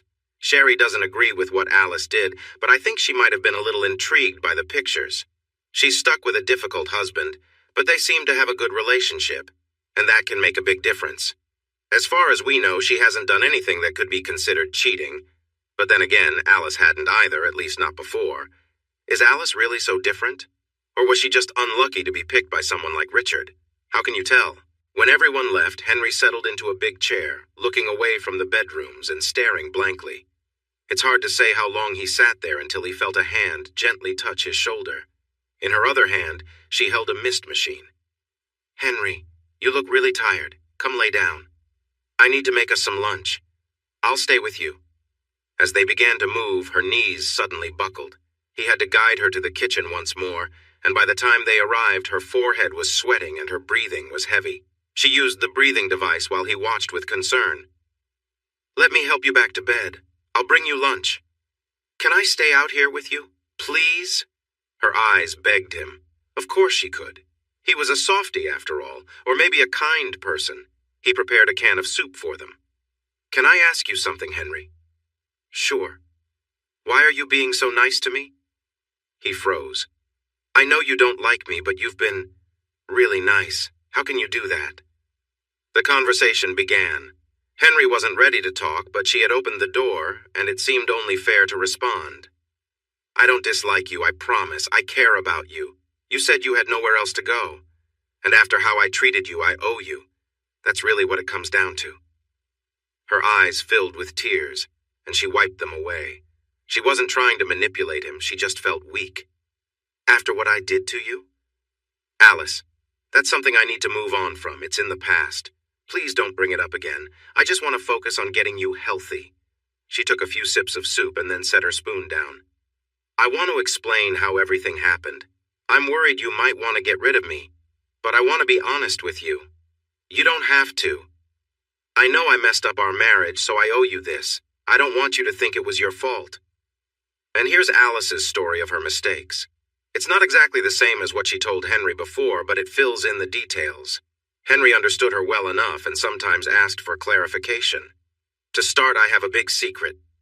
She took a deep breath.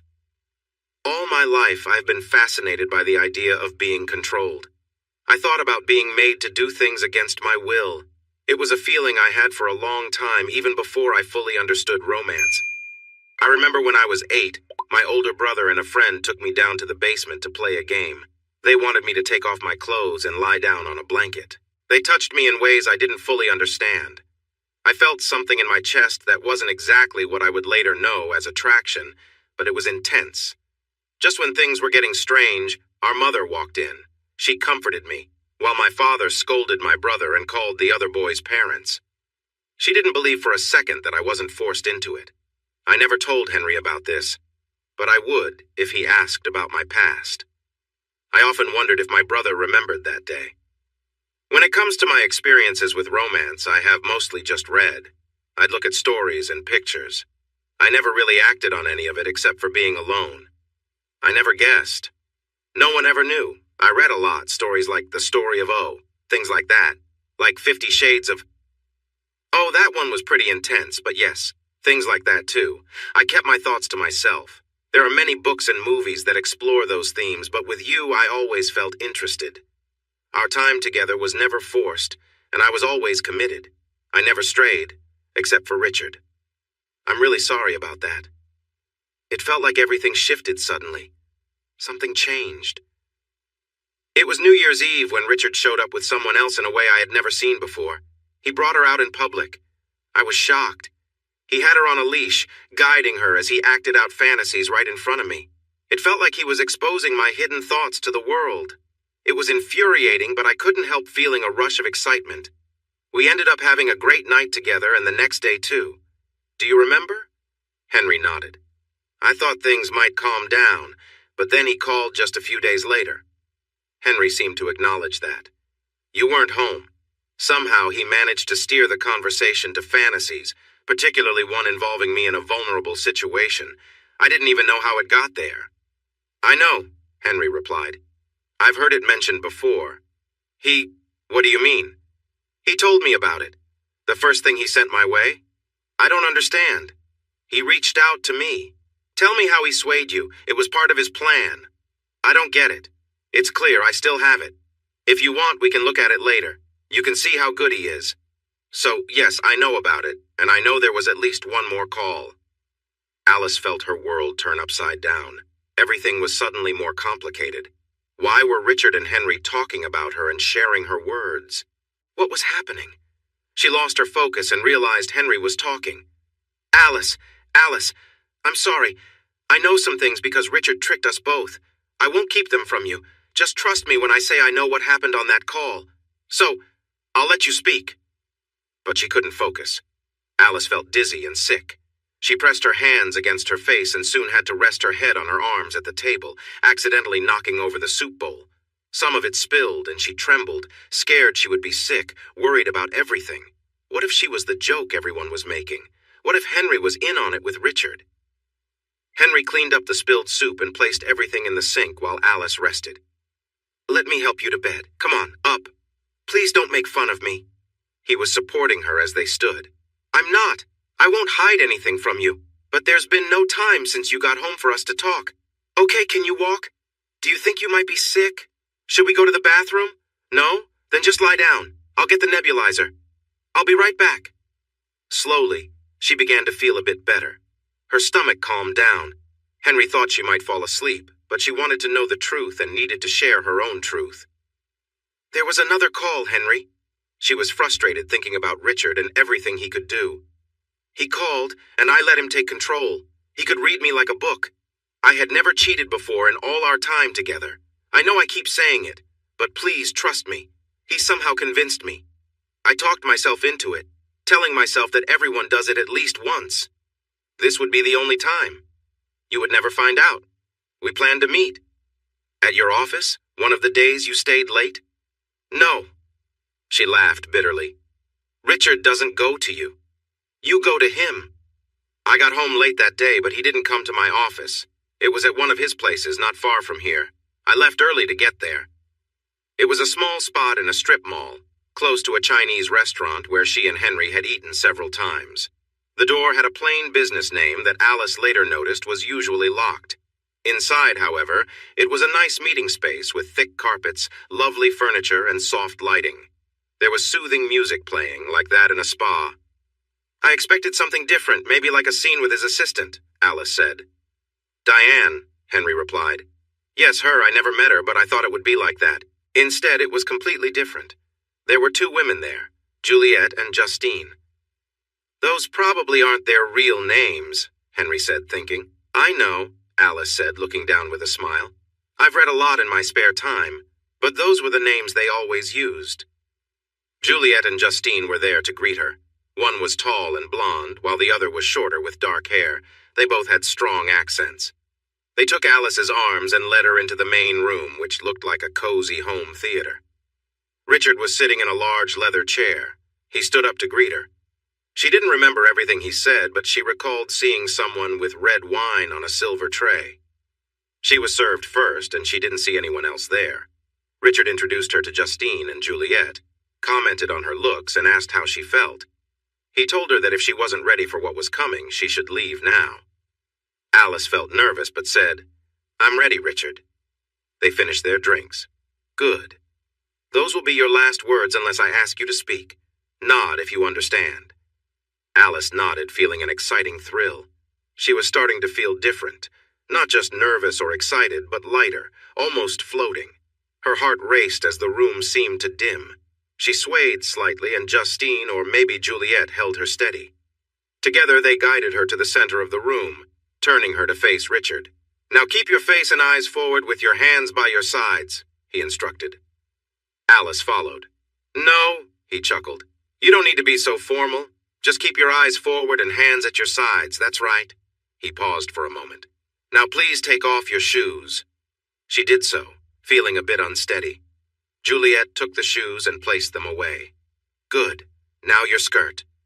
Alice unfastened her belt and worked to lower her skirt. She struggled to focus without looking down. Did I say you could look down? She heard Richard say. She almost apologized, but instead looked straight ahead and continued to slide her skirt down, feeling a mix of emotions.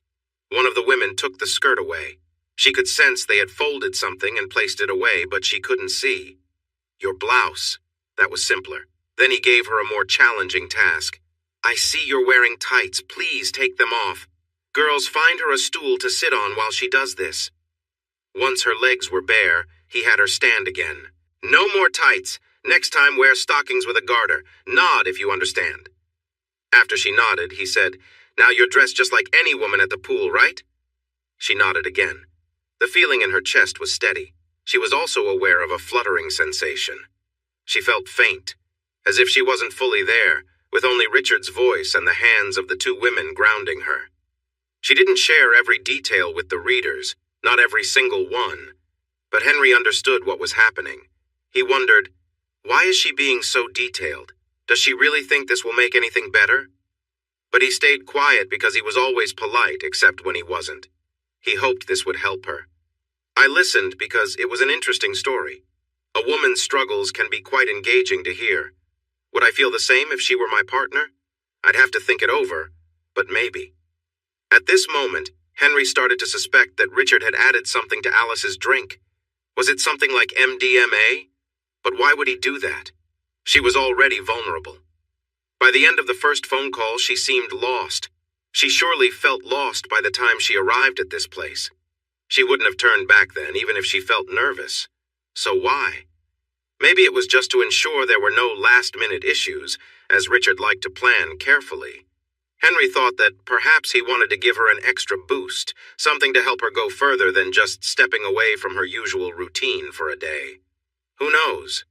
He was thinking out loud, but he was smart enough to connect the dots. Richard spoke again, and Alice listened. Unhook your bra, but don't take it off. Good.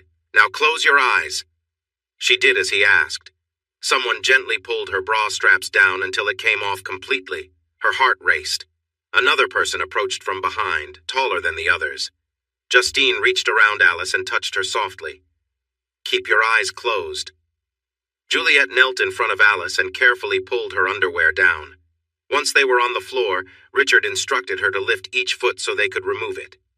Now you're completely bare before us for our purposes, he said. We're just going to focus on one thing, Richard said. Alice was guided by two women whose names she kept forgetting. One of them gently placed a soft cloth over her eyes, tying it at the back, covering her vision completely. Left alone for a moment, Alice swayed slightly, feeling unsteady in the darkness. When the women returned, they each took one of her hands, carefully crossed her wrists behind her back, and tied them with a soft material. You can open your eyes now if you'd like, Richard said with a chuckle. Let's begin with something warm and gentle. Alice sat on the edge of her bed, remembering that night.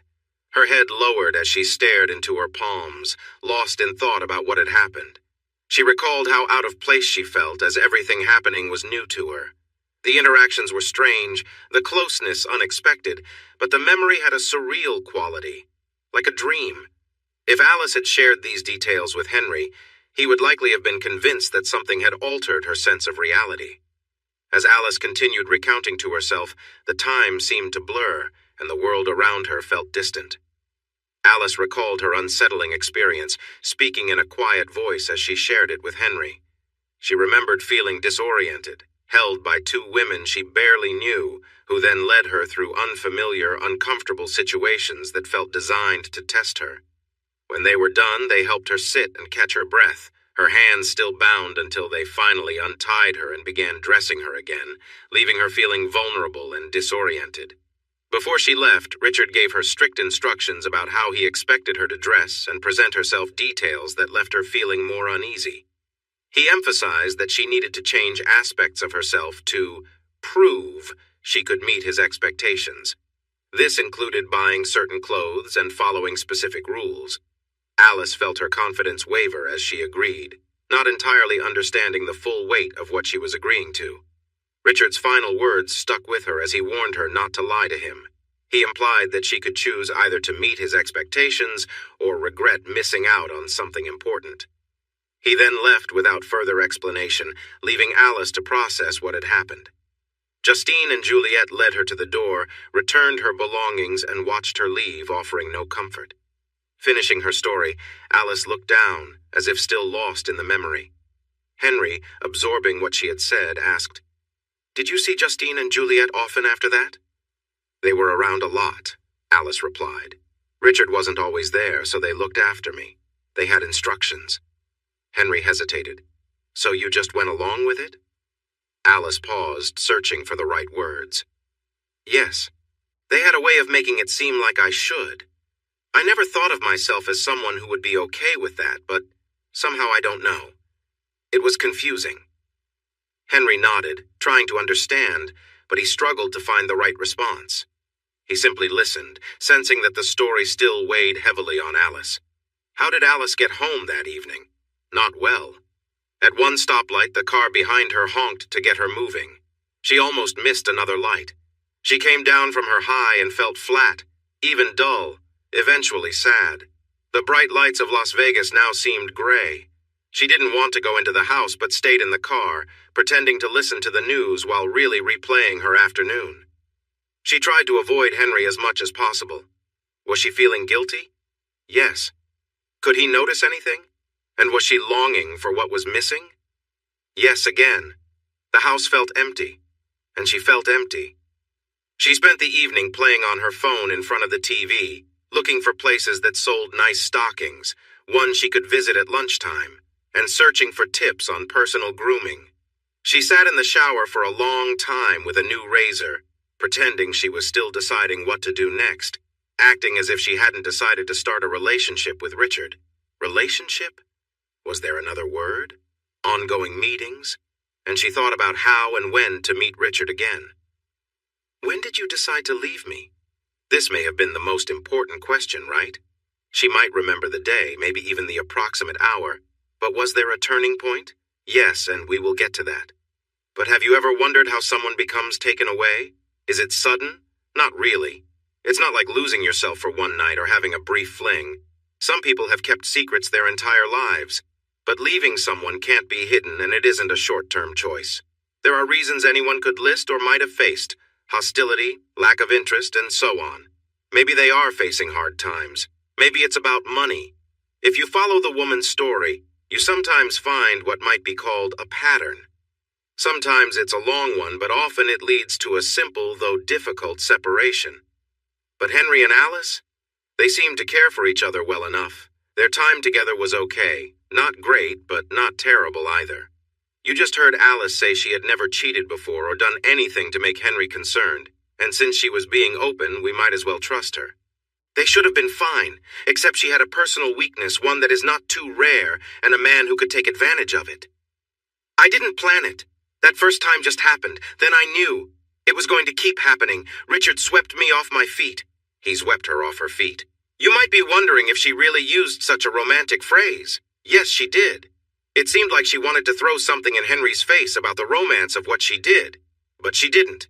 If you need more proof that she wasn't thinking clearly, that helps make the case. She simply didn't think the words through. Richard swept her off her feet, indeed. But it's true.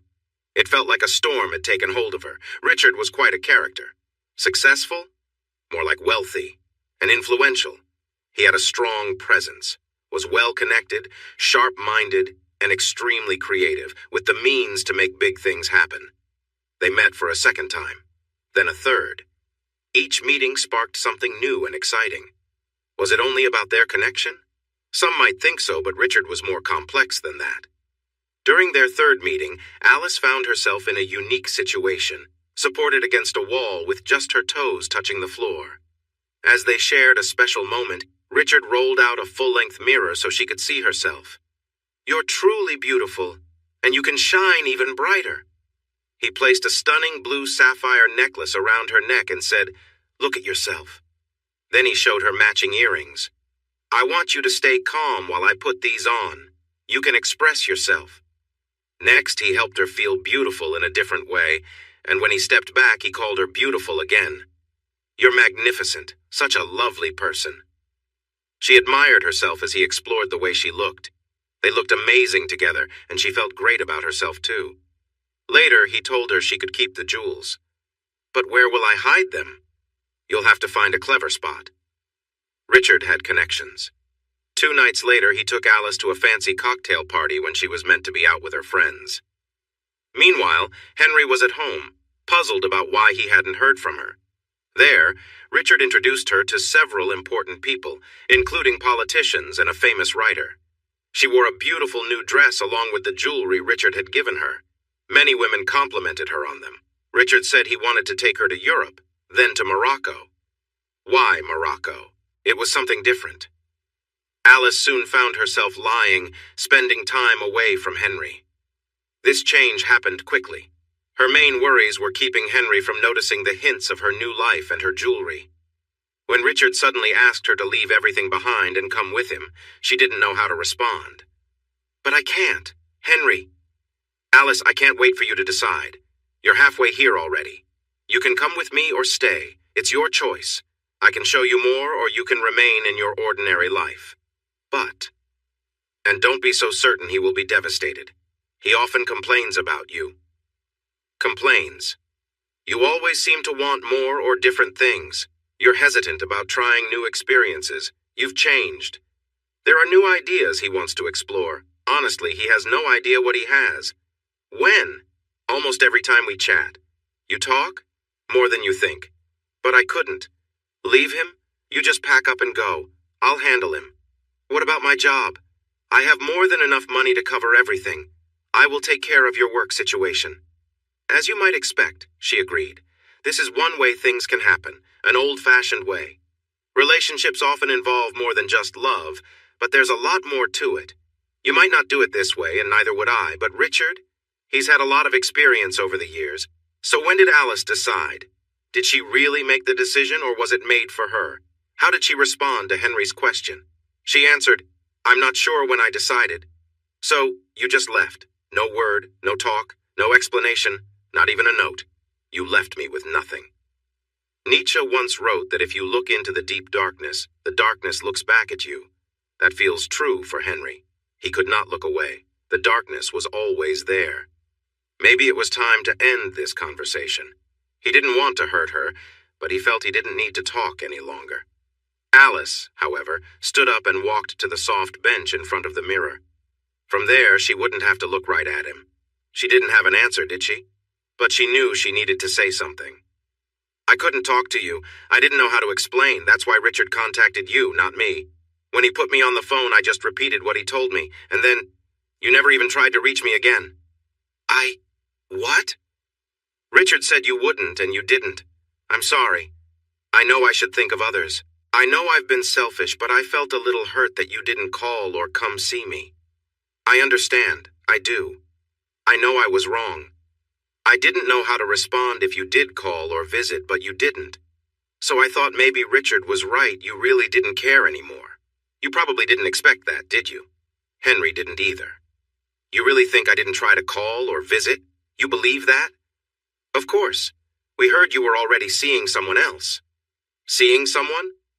"They saw you at a fancy restaurant with a woman. She was beautiful. Then they mentioned you were with her at one of those big shows. Amazing, isn't it? The things my readers never knew. The lies my characters tell when I'm not around." "And you heard all this? From whom?" "Some friends of Richard's. They knew us from before. You know, Guy Robinson and his wife, the casino manager. It came up during a chat." "And that's it?" "Well, except that you started making it hard for us." "Making it hard? Calling the police to question us? Really, Henry? And trying to confront us at the event, when security had to pull you away?" Richard said that he couldn't take it anymore and was going to report it. Alice sounded unhappy, which was different from her usual self. "And then you went into Richard's house. I don't understand why you did that, especially since you seem to like being single." There was a lot to think about here. Henry actually did call the police, went to the casino opening, and entered Richard's house. So there were bits of truth mixed in with the misunderstandings. Richard had made things messy. "Let's cut this short. I'll clear things up and then we can be done. I never went on dates. I haven't been with another woman since I met you. Yes, I called the police and tried to get your attention at the casino, and I did go into Richard's house. The rest is untrue. I tried for days and weeks to reach you, but Richard kept that from happening. He often talked to me, bragging about being with you. No, she didn't believe him at all.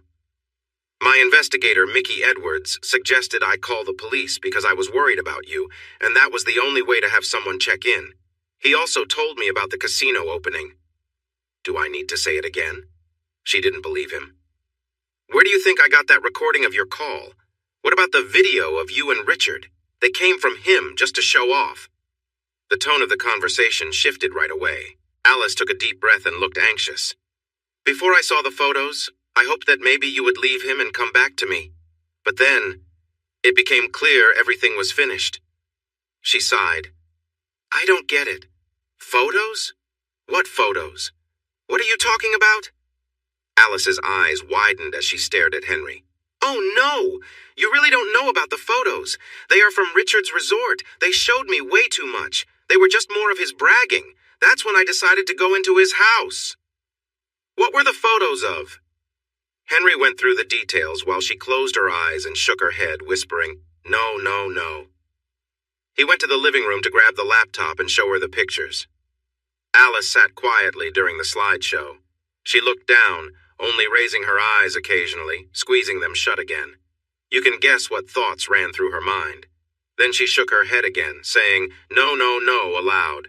Finally, she closed the laptop and began to cry, unable to stop. She covered her mouth to hold back the sound and kept on crying. Henry handed her a box of tissues, but let her express her feelings without interruption. It took some time, but she finally calmed down enough to speak, even if it was still between her tears. Oh, Henry, I'm so sorry. I believed everything. I never understood. How could I? I didn't know you cared.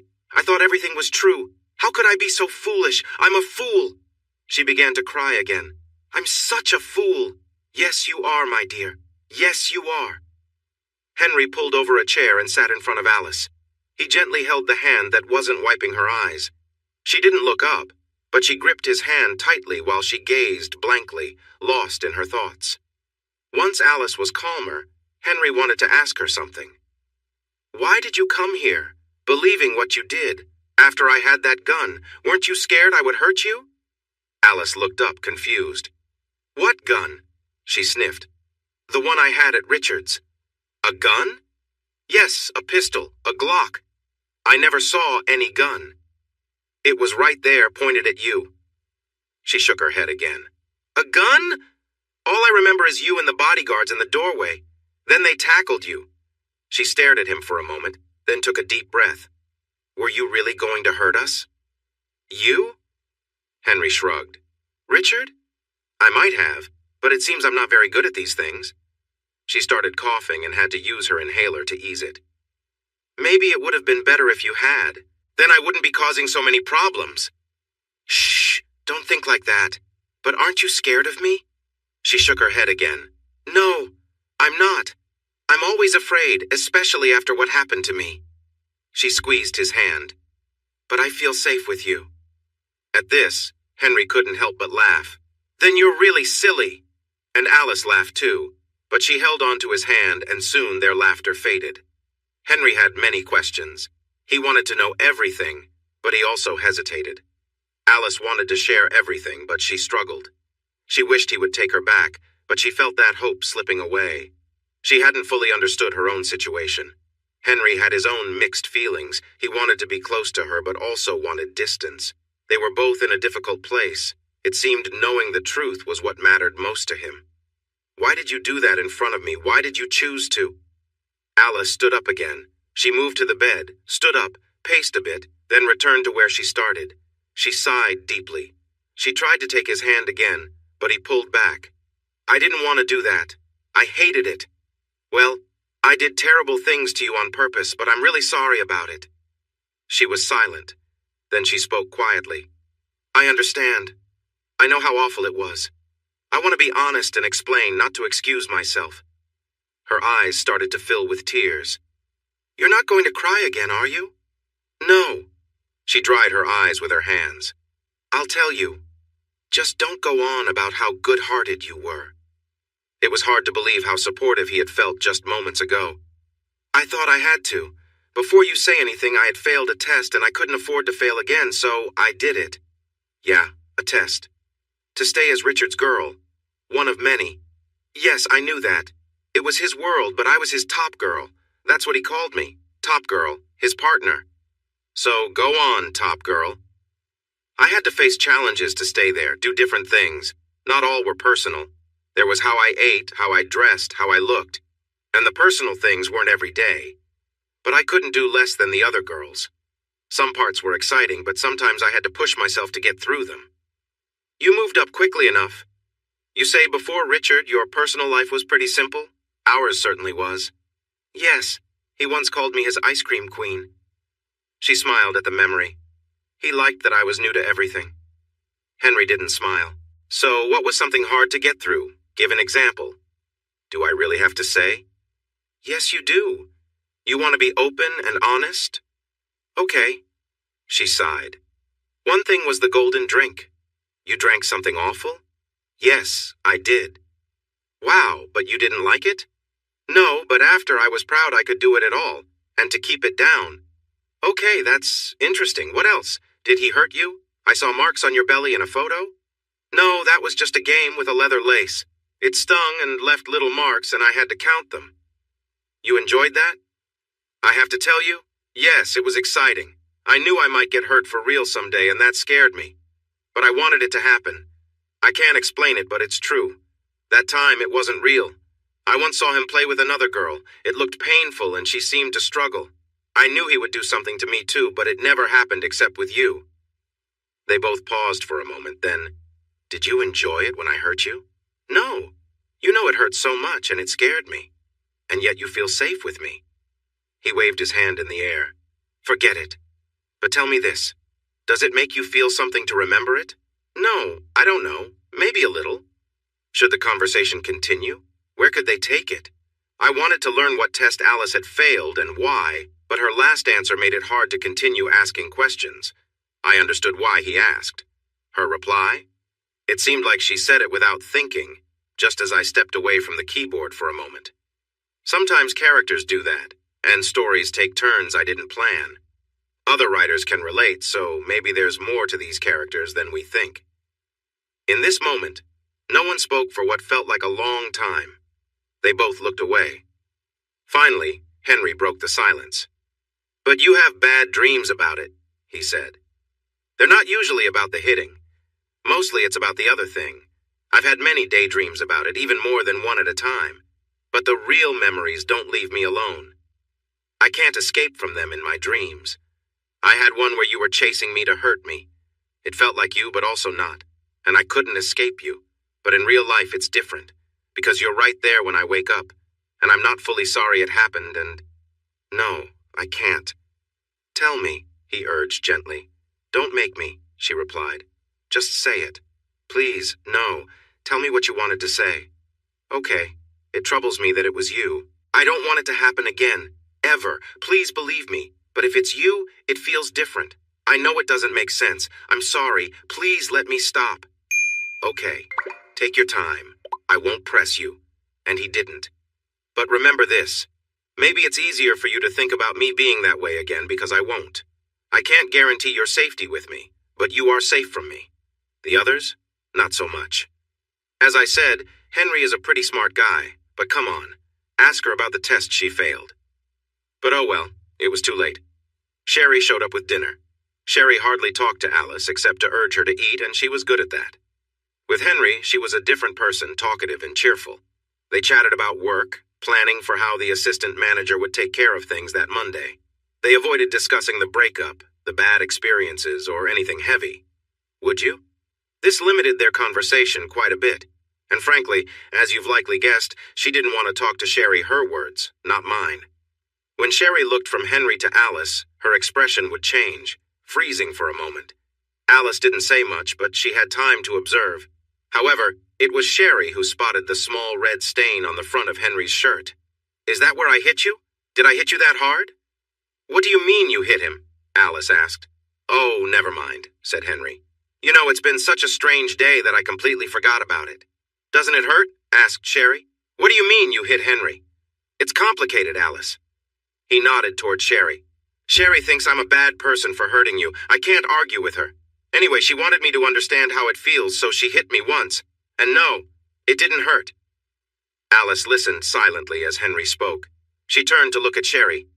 You hit Henry? How could you do that? Maybe I hit the wrong person, Sherry replied. Sherry, Henry called out. Everyone was quiet for a moment. I'm sorry, I shouldn't have said that, and I shouldn't have hit him. I was just angry when I saw what happened to you. I didn't understand how he could do that. I need to go now. I'll take you to the doctor on Monday, but I think I need a break tomorrow. I'm not handling this well. Henry, you should really clean that stain. I can't believe you didn't notice it. Well, Henry laughed a bit to lighten the mood. Next time I'll wear a lighter shirt so it'll show up more. As she reached the door, Henry asked Sherry if she really wanted to drive Alice on Monday. He wondered if it was a good idea. I'll be fine. I really want to help, and I promise not to cause any more trouble. You take care. Before leaving, she gave him a quick kiss on the cheek. She hates me. She's just upset. She'll be okay. No, she hates me, and she likes you. She's my friend. She's right to hate me. I hate myself. I feel like a monster. She clearly wants to be more than friends, but you can't see it. You say you don't hate me, but I know you do. Everyone hates me, and I deserve it. I've pushed everyone away. I wish I could just go far away, but I can't, and I keep bothering you. She stood up, turned away, and wiped her eyes. I said I wouldn't cry, and I won't. Maybe if I leave, she'll find a way to be with Henry. She's not like that, so she wouldn't do anything wrong on purpose. I just wish I could feel differently about her. Alice. Alice. Henry stepped in front of her and pulled her close for a warm hug, his face resting on her head, knowing he was treading on delicate ground. The feelings from last night returned. I don't hate you. I'm angry with you. Is that even a little better? I'll work through it, and the real monster here is Richard. Can we agree on that? He took a deep breath. Also, Whore of Babylon doesn't mean what you think it does. He was surprised she had used such strong language. He continued to hold her, and she rested her head against his chest. The feeling was the same as last night, when he had comforted her and it had made him feel amazed. He knew he would soon lose that feeling. Oh, she lifted her head. I don't want to make your wound worse. It's okay. I'm fine. Can we take a look at it? I'm really okay. We just want to be sure it isn't getting worse. So they went to the bathroom to get the things he had used on Alice the day before. The edges of the wound were red, so he let her examine it. Of course, she had her own reasons for wanting to see. He noticed, but tried to push it aside. He liked her touch on his chest, until he thought about her with others.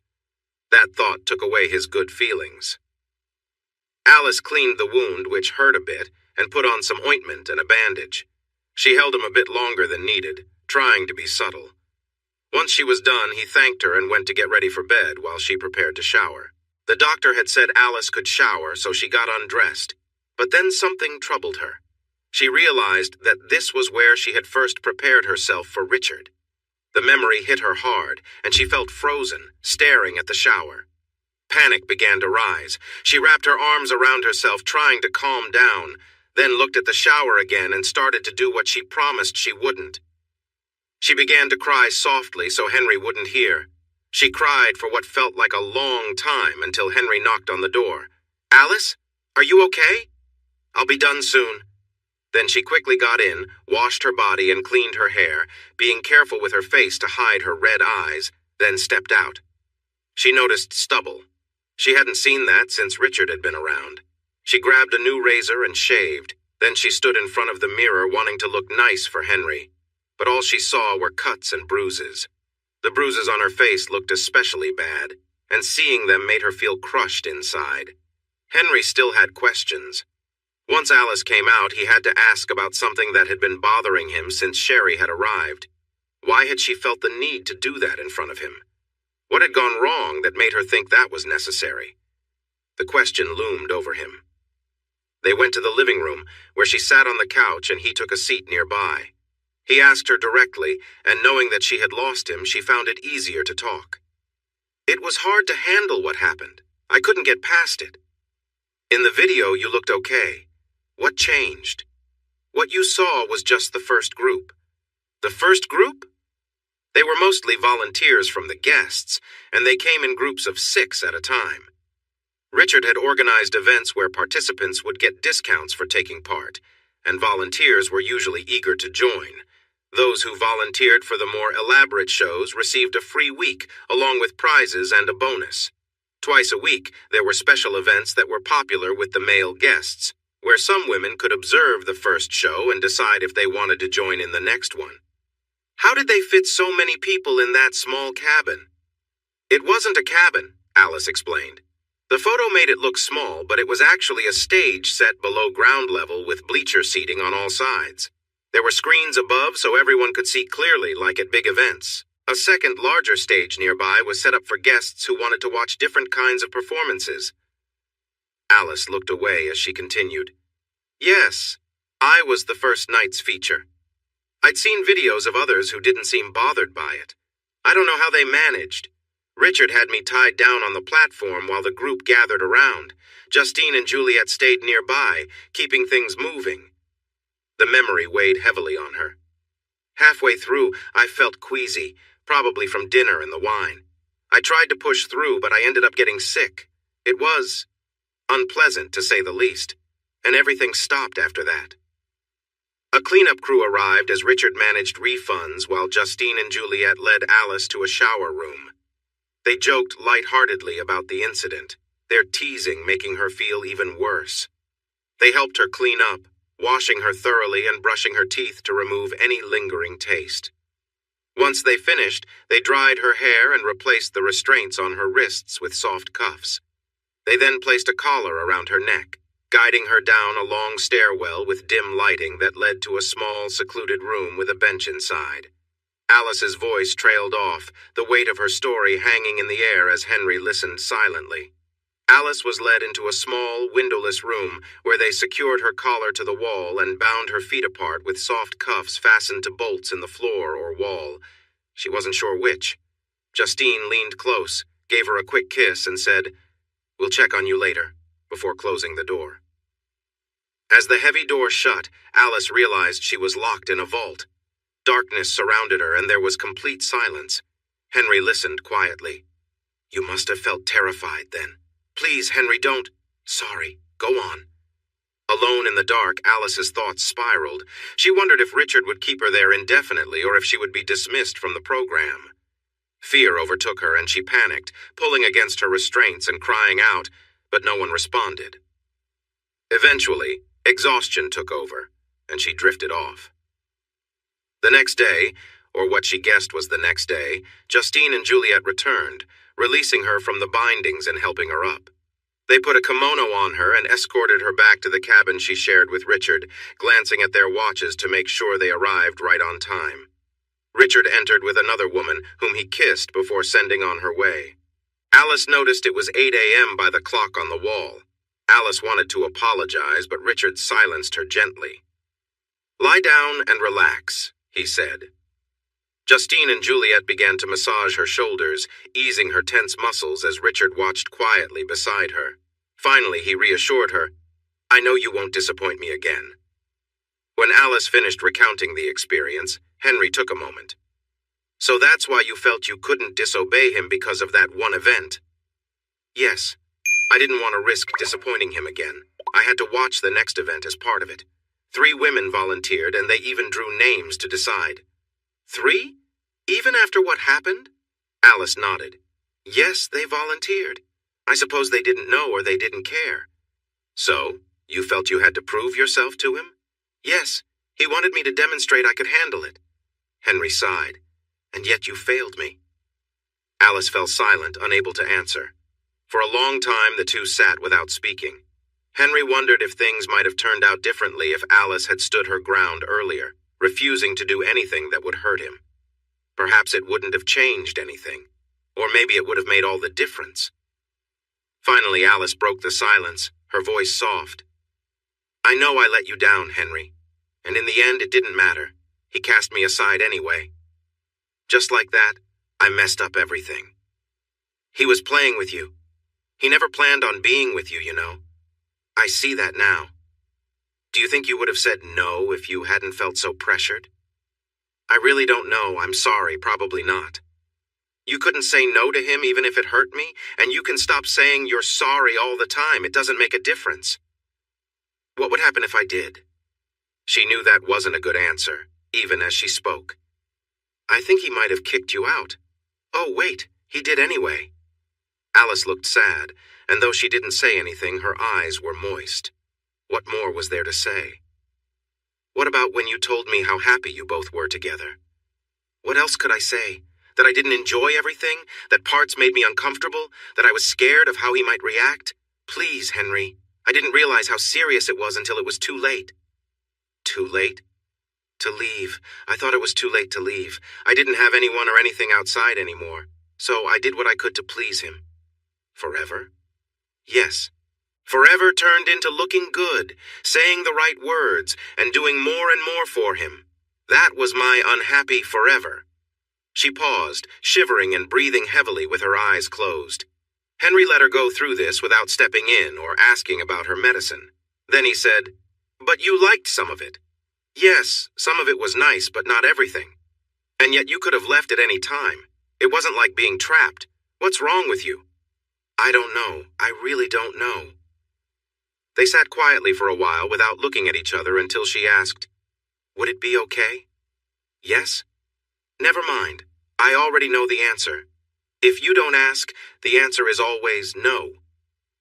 "I wanted to see if it would be okay to sleep in your bed again. But I get it. I've messed that up too. I know you don't want to be close to me." "Stop guessing what I think. That's so annoying. You always did that when we were together. You don't need to keep doing it now. I'm sorry, we are though, never mind." "What? I didn't mean to say I'm sorry, it just slipped out. You're getting really good at that. So what were you going to say? Just that we're still married, legally." "Okay, you get a point for that. You'd rather win than make peace with me, wouldn't you?" "Well, it doesn't really matter much, not like when Richard was in front of me." She started to say she was sorry but stopped and pulled her hands to her stomach as if she was in pain. "Oh, forget it. Nothing has changed. I know some unpleasant details, which is where the trouble lies, but the main issue hasn't changed. So sure, you can share the bed. Just stay on your side." He said that? Shouldn't he have asked her to leave the house completely? She seemed lost, even as someone who needed help. But that is what he said. What he felt was more complicated, and you can trace the reasoning back to Lincoln, who had faith in the better part of our nature. At least for now, it seems to have won. Well, I asked her to share those things, didn't I? Have I forgiven her for everything? I thought so. I really did think so. But now I'm not so sure. Yet she forgave me, didn't she? I hurt her, and now I'm her so-called hero. I don't want to be her hero. I don't want her to depend on me after what she did. Maybe being a little off helps her. For me? I guess I can manage her being close. Being near me seems to help her, and this is only temporary. She'll get help and find a way to be okay, or good enough to move on. She'll meet a nice guy who can support her, and she'll be happy. I can deal with this for a while. Or maybe it's like Shakespeare wrote, "The quality of mercy is not strained. It drops like gentle rain from heaven upon the earth. It is twice blessed. It blesses both the giver and the receiver." So, sue me. I admire Lincoln and I admire Shakespeare. Truth is, both lines failed at that time. Lincoln couldn't stop the Civil War from coming, and Portia couldn't make Shylock show kindness toward Antonio. Regardless, something resembling mercy helped Henry let Alice sleep in his bed, where he could comfort her during her nightmares. I think her panic and nightmares bothered him more than he'd admit. And let's be honest, it's because she was Alice. Do you really think Henry would feel warm and caring if the person having nightmares was someone else? Like Ilsa from the SS?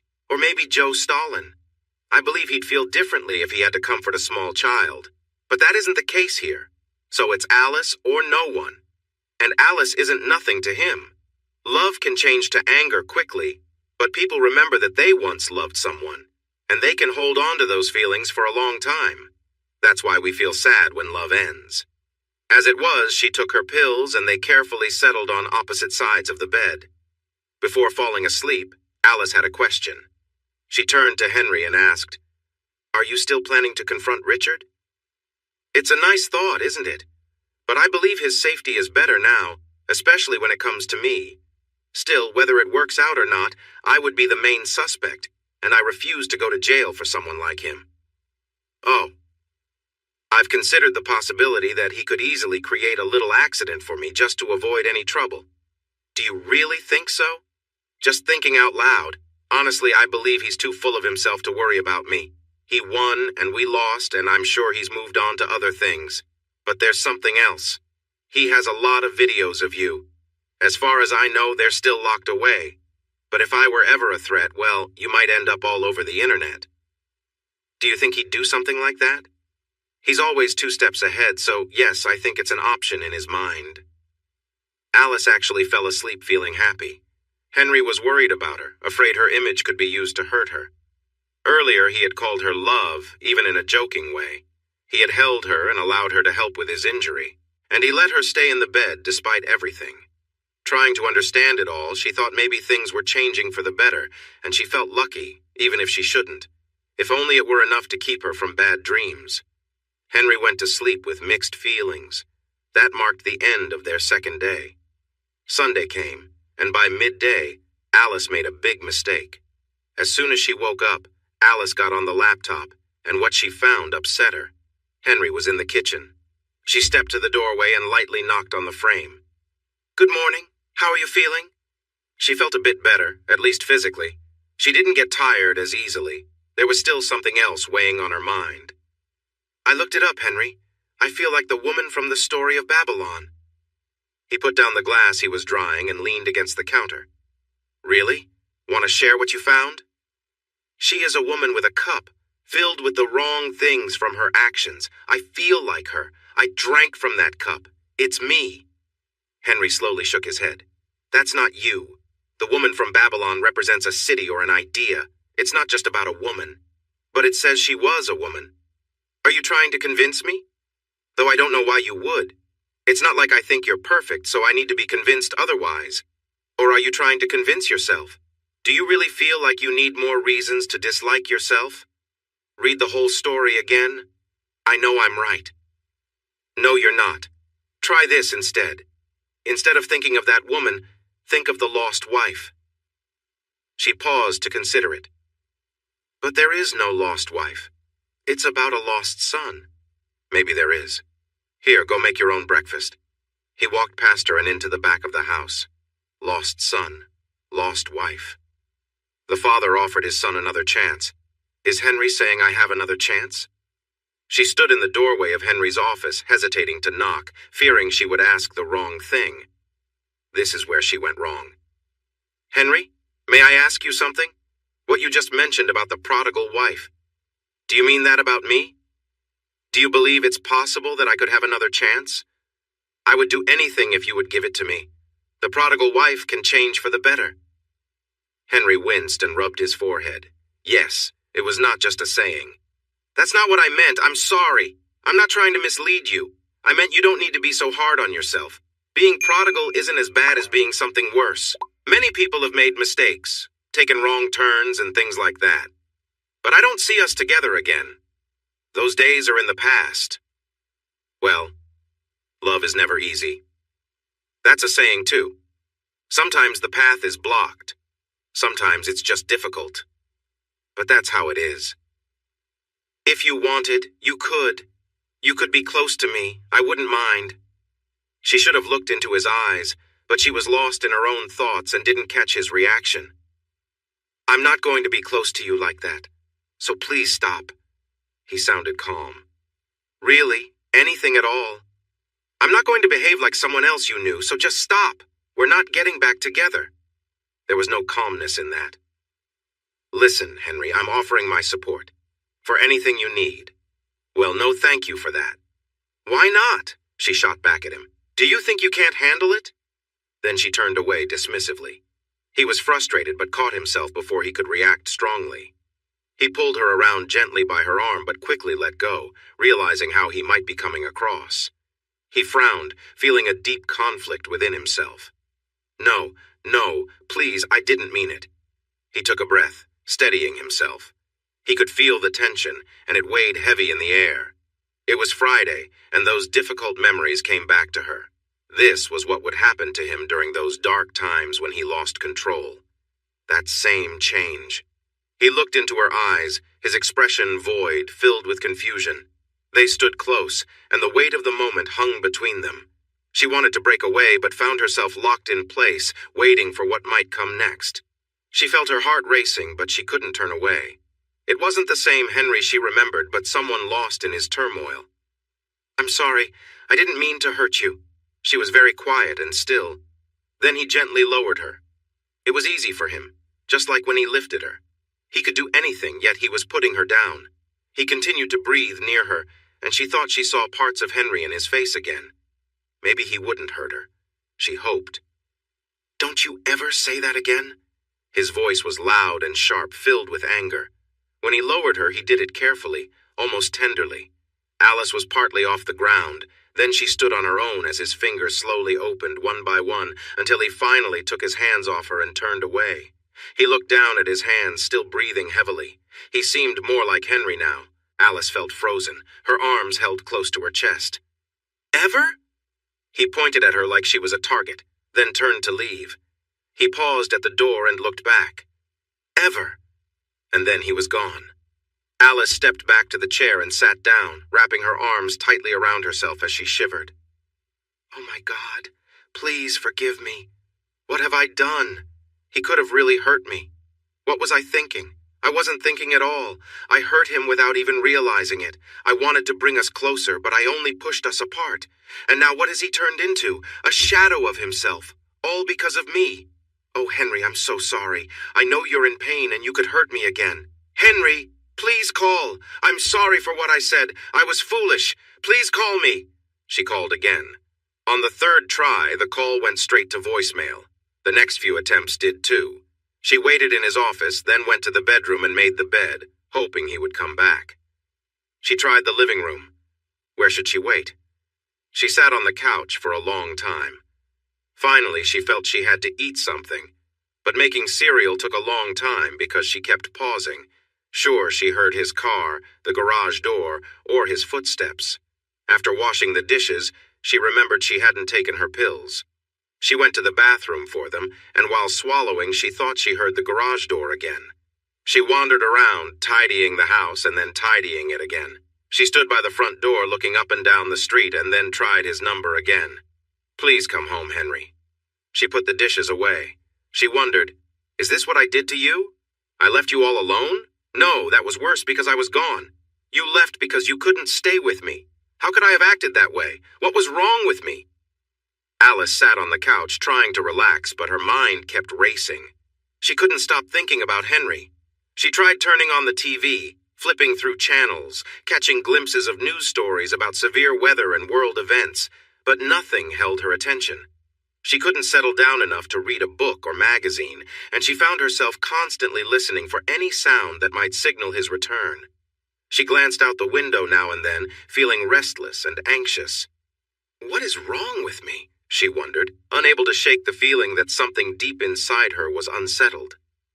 She thought about everything that had happened, feeling as if she were piecing together a puzzle she couldn't quite solve. By the afternoon, Alice opened her laptop to go over things that had happened, hoping to make sense of it all. She started from the beginning, reviewing her interactions with Richard. Listening to their first phone call, she noticed how smooth and confident he'd sounded. Every word was perfectly chosen, and his tone was always calm, in control. She replayed parts of the call, noting how he used compliments sparingly and in just the right way, always knowing exactly what to say to draw her in. Even now, understanding his manipulative charm, she found herself caught up in his voice. Her thoughts drifted, recalling moments when Richard had drawn her in with his charisma. Shaking her head, she forced herself to focus back on the recordings. She didn't want to think about those memories, especially now. She scrolled through old voicemails that Richard had left for Henry, where his tone was completely different, cold and unkind. Alice was struck by how he could change so drastically, going from charming and thoughtful with her to harsh and cruel with Henry. Alice moved on to old photos and messages, her mind filled with memories she didn't want to relive. She took a deep breath, closing the laptop, feeling the weight of her choices and wondering how she had let herself get so drawn into Richard's world. Before everything happened, there was a time when he was preparing me for something different. I wonder if I would have liked it if I hadn't gotten sick. My gut says no, it feels wrong, maybe it could have been different. Things seemed exciting when Richard explained them, but now I'm not sure if he pushed me too far. The hardest thing to face was the video from Richard's place, where I was doing something I regretted in front of Henry. Every time I tried to watch it, I felt sick and had to turn it off. How could I have done that to him? I sat there for a long time, checking my phone and then looking out the door before I finally collapsed on the couch. I typed addictions into my search engine. I found links to ideas about sex addiction and Sex Addicts Anonymous, and even some sites claiming that sex addiction wasn't real. I started reading about it all. It was well past dark when Henry returned. I felt awkward standing by the coffee table until he came in, and then I rushed to him. "Henry! Henry!" I tried to hug him, but he pushed me away. Don't touch me." "I'm sorry, I was so worried." "You didn't need to be," he said, walking past me to his office, and I followed. "I want to be alone," but I needed to talk to him. "Please, Henry, can we have a conversation?" "About what? We've talked about everything. Please. Aren't you scared of me now?" "No." "Yes, you are. You should be. You know how close you came to getting hurt again. But it was my fault. I promise I won't do that again." "It doesn't matter. It's not about blame. You said something hurtful during an argument. I shouldn't react so strongly. You should be aware of that." "Henry, I understand how you feel. I made you feel bad." "Stop right there. You don't get it." "I do. I hurt you and I regret it. I just want to be close to you. You really don't understand anything. Maybe not entirely, but I care about you. I want to make things right between us." "Better? The only way to do that is to leave. I've made a mess of our lives. Please don't push me away." I felt the tears coming again, but I tried to keep calm. "Stop it. You don't understand at all. You think my feelings are just about what you said, but it's so much more than that." I paused, taking a shaky breath. "What's left to say?" "I have feelings for you." "Feelings?" She whispered the word, cautious but hopeful. "I know you love me. I believe it. I don't know why, but you deserve love. You're too caring for it to just be sympathy. Isn't there a way I can help you move past this? Can't we support each other?" "Stop! You don't understand!" There was a flash of anger in his eyes and tone. "You don't see the whole picture. I have tried not to care for you. I did in the past, but it changed to resentment. That was easier to handle. Then I felt sorry for you and I thought that was fine. But those feelings returned, and I didn't want that. Then we can... Let me finish." His anger rose and Alice took a small step back. "I'm sorry." "Yeah, me too. It's frustrating. One part of me still resents you." Alice opened her mouth to speak. "Don't say anything. I thought I had moved past this. I really did. But then it comes rushing back. All the things you did haunt me. No matter when, I can't stop remembering them." "My Alice, I thought I forgave you, but then it came back. I try to convince myself I have moved on, yet the resentment creeps in again. It's here right now between us. You can almost feel it. I want to lash out, but you act like we can just move forward like nothing happened. How could you be so unkind? You didn't just leave me for him. It was so much more than that. What took over you? He had a hold on you. How could you? You were drawn to him, and it cost me dearly. Now you think we can go back to being close again? Well, we can't." As he spoke, the tension in his face grew, and sweat formed on his brow. Alice remained still, standing close to him. Henry took a deep breath, shutting his eyes for a moment. When he opened them again, he seemed more himself, less consumed by anger. "If we were to be together, I might hurt you. I would hate that. And what if I lost control again? You know how that could turn out. Like a werewolf." Alice felt safe enough to continue. "But they hurt the innocent, while I feel responsible." Henry moved closer, and Alice instinctively stepped back. A soft breath escaped her lips. He paused. "It's all right. I promise I won't hurt you. Remember that promise? I told you I wouldn't hurt you again. Here, in this place. Never again. I promise." She looked at Henry, who was now more himself, standing tall and protective. He leaned down and kissed the top of her head. To keep that promise, I can't be too near you. So, I will stay in the guest room tonight. It's better for both of us. Tomorrow, we'll start looking for a place for you to stay. But that night, Alice's screams woke him. No! Don't! No! He knew what was happening and sleepily staggered to her room. He bumped into walls along the way, muttering to himself.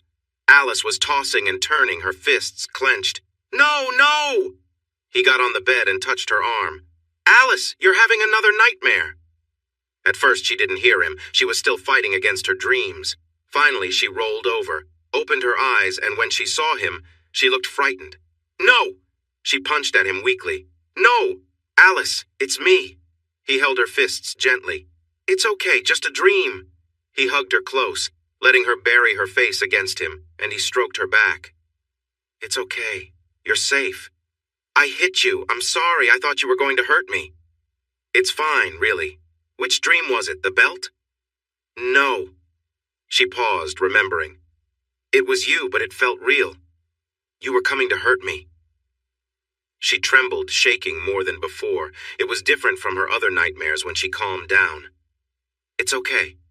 I'm not going to hurt you. I promise to keep you safe. You know that. He continued to comfort her, and soon her shivering eased. Maybe we can find a different medicine, and I'll stay with you just in case. He brought her a pill and some water. She cuddled against him, and while she grew calm and eventually fell asleep peacefully, he couldn't. He stared at the alarm clock and kept repeating to himself, "This is not good." The morning? Quiet. Henry nearly slept through the alarm until Alice woke him in time to get ready for Sherry. And Sherry. It was just a regular day. She was nice enough. She enjoyed fun activities with her husband, but she wouldn't involve herself with Alice. As they drove to the doctor's, Alice said, "Thank you, Sherry. I appreciate you helping me." Sherry remained silent, focusing on the road. After a moment, Alice said, "I know you don't like me." Sherry sighed and pulled over. She parked the car. "Alice, you don't realize how much you affect Henry or how delicate he is." "I do." "Maybe. But I've seen him at work staring out the window for hours. I've had to handle everything at the office. He's struggling and I worry about him. I understand, I've noticed. I promise. I won't hurt him again." She meant it, but she felt like she kept saying the wrong things. She could sense that Sherry cared for him too. "Just keep this in mind. I liked you two together before.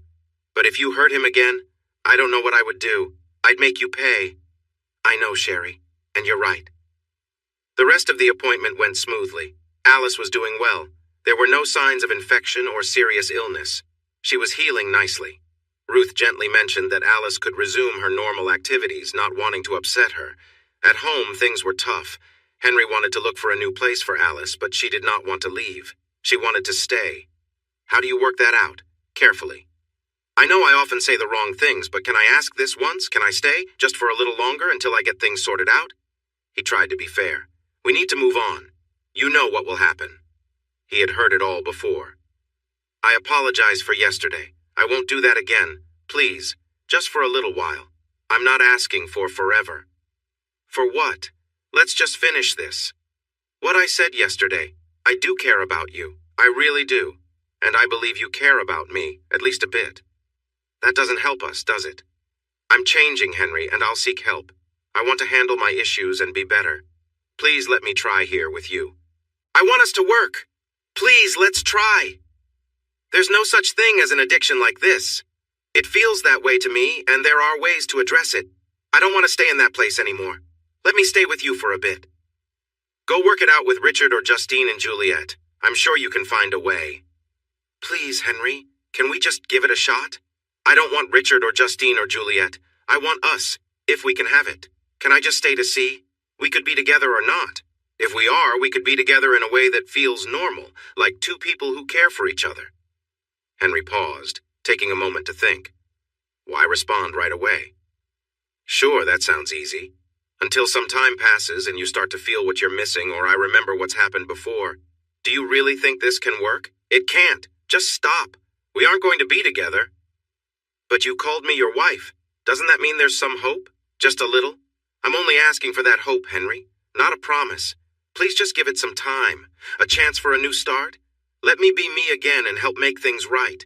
Alice, no. If you really care about me, let me go.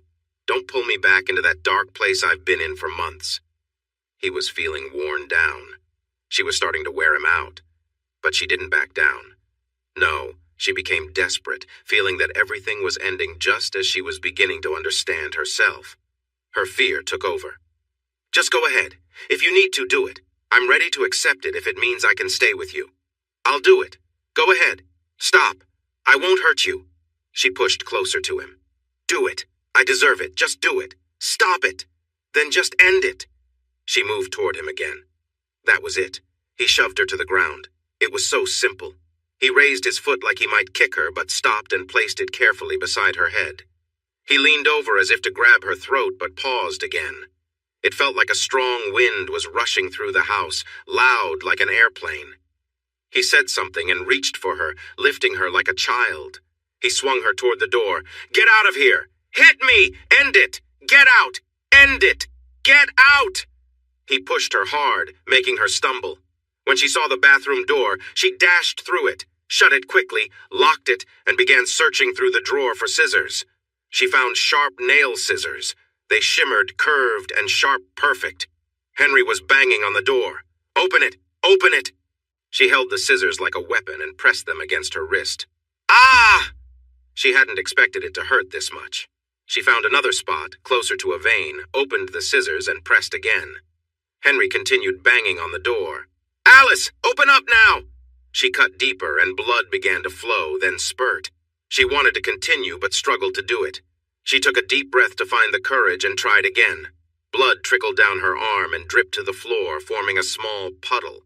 Henry shouted louder and slammed into the door. Open it! Open it! Then he burst inside. She tried to cut again, but Henry rushed in, saw the scissors and blood, and yelled, No! He knocked the scissors away, sending them across the bathroom. For a moment he looked like he would strike her, but instead he fixed his gaze on her wrist. Then he looked at her face, then back at her wrist, and finally at the floor. Don't! He gripped her wrist tightly, but blood still seeped through his fingers, so he used both hands. Alice fought back. Let go of me! Let me go! She hit and kicked, but all he could do was hold her wrist. Calm down! It was only a few seconds before he wrapped an arm around her and pulled her close, so she couldn't hit him anymore. They shouted at each other, and he held her so tightly that she felt dizzy. You can't keep me forever! He was incredibly strong. I will! Please, just stop! He wasn't able to stop the bleeding with just one hand. You can't! Let me go! Please, just let me be, for a little while! Something in her back clicked. She was still trying to fight, but was growing weak. Henry looked from her wrist to her face. Look at me! He shouted. Please, look at me! When she glanced up, he met her gaze, took a deep breath, and spoke firmly. There are rules you need to follow. His voice was intense. It grew silent except for their heavy breathing. What do you mean? She asked softly. Please, I can hardly breathe. He relaxed his grip a bit. To stay here, you must follow some rules. You might not be able to. His voice shifted back to being more like Henry's. I can stay? No. It's a trial. He lowered his voice. We're going to test this. We'll see how it goes. It probably won't work, and then you'll have to leave. What rules? First. He had to think carefully. More blood was seeping from her wrist. Come here. He guided her gently to the linen closet and took a washcloth. He had to let go of her wrist to fold the cloth, and blood dripped down. At last he pressed the cloth to her wrist. She stood completely still. First, you must promise to never try to hurt yourself again. And then I can stay? Do you promise? Will you keep me here? You must promise. I promise. Can I stay? There are more. You must promise to never act like you did with Richard again. I promise. Please believe me. I've changed. I will be a good partner. You are not my partner right now. You are my trial. I get it. Maybe I will be your partner again. Maybe, but you need to be loyal. Completely. I will. I promise. No matter how dull our relationship might feel. What? It wasn't. Oh. I see. She shut her eyes and then opened them with determination. I promise, Henry. Listen, I will be loyal even if we never share that kind of closeness again. He took a moment to breathe and relaxed a bit. He reached his free hand to touch her cheek, leaving a red mark. His tone softened. I wouldn't hold you to that promise. But I mean it. Honestly. So do I. You know Richard might come after you again. He can't have me. He once did. But now I'm aware of his tricks. I'll be careful. And if he ever tries anything, I'll tell you. Good. Now for the next rule. You have to promise to be open and honest with me. I will, Henry. I am. Yes, but you have feelings. You might be hesitant to share them, but you must. You have to be open with me. That's difficult. Then we can't continue. No, that's not what I meant. Sharing is hard for me because I've concealed things my whole life. But I will, if it means I can stay. I don't mean everything. I don't want to restrict you. Everyone needs their private thoughts, but the important things matter. If you see Richard again, or if anything about us isn't working for you, you need to tell me. I promise, Henry. He held her gently now, except for her wrist. She touched his cheek with her good hand. There are more challenges ahead. The next one is harder. You need to love me. Oh, sweetheart, that's easy. I promise. There will be times when you won't feel that way. No, there might be times when I'm upset or tired or we argue. I will still love you, I promise. You can't promise that. When he said this, she understood the difficulty ahead. You loved me, and then you didn't. I became an obstacle. Someone difficult. You left me. You didn't love me then. There was no real answer to that, was there? What could Alice say? That was exactly what had happened. People claim they will love forever, but feelings can fade. It's just words spoken in the moment. Where do those feelings go? Sometimes people try to bring the love back, and sometimes they succeed. They reconnect, or at least come to an understanding about each other. But often they don't. Everyone learns these lessons, and they grow wiser because of them. Henry and Alice knew it too, but she had forgotten in the moment of hope that Henry might let her stay. Now, he reminded her of the truth. People know they can't always promise feelings, they can't always be the love of a lifetime, as they say. But they can choose to stay committed. What Alice truly did was turn away from her commitment. What could she even say to that? I can't promise anything. You can doubt my words. But please try to believe me. I've been thinking a lot about this. I do feel like I let myself get lost. Richard somehow brought that out in me, and I let it push everything else away, even my love for you. It didn't feel right. Sometimes I would wonder about you and how you were doing if you were happy with someone else. That's not real love. I'm really sorry, Henry. And I won't take back saying I'm sorry, because that's what worries me most. He listened closely.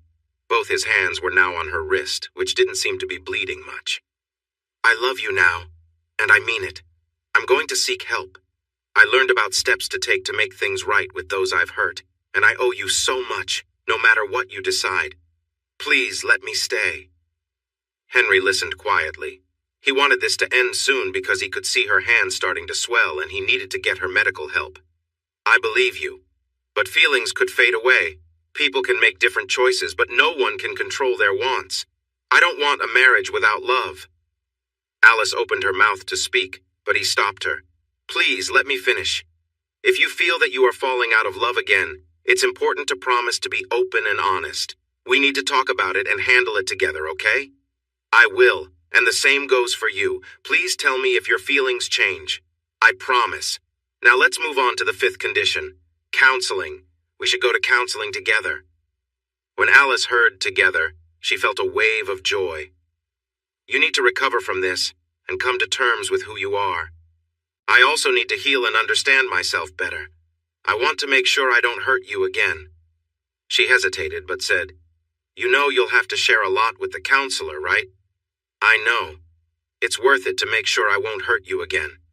Okay, there's one more thing. What could it be? I want us to have children. Alice was surprised. Children were something she hadn't expected. Children? You never mentioned wanting them. Yes or no? When did you decide this?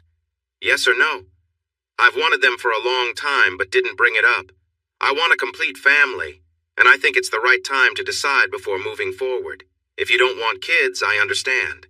You can stay while we figure things out and remain close, but I want a partner who wants children. If I have to look elsewhere, I will. But you're right. I love you and I want you to be my wife. So I want us to have kids. How many do you want? Is it part of my promise? 3. 3? Yes, 3. Could we start with 1 and see how it goes? Henry's face lit up.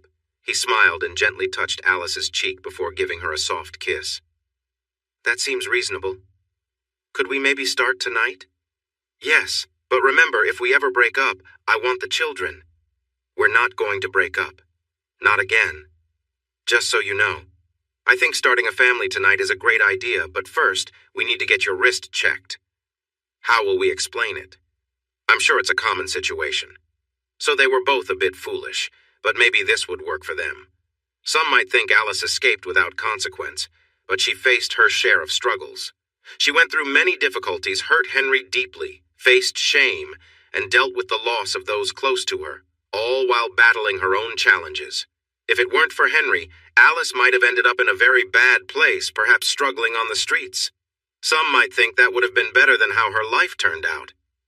I wouldn't say Henry deserves a medal, but he did become a good person that weekend. Neither Alice nor Henry knew for sure how serious she was about her actions. Did she really want to hurt herself, or was it more a plea for help? I think it was desperation. Whatever the reason, it got their attention. One night, after their kids were asleep, Henry asked her if she really meant to end her life. He held her hand and kissed her wrist, where she had a scar. Alice replied, "I'm not sure, honey. I was just really upset." The therapist never used the word crazy, he mentioned. But we both knew what she was hinting at. I was so lucky you were there for me. She didn't agree. She thought I might have been too harsh with you. She never actually said that. But we both understood what she meant. You could have if you wanted to, she added playfully. I think you might still be feeling a bit lost. Your lost lady loves you.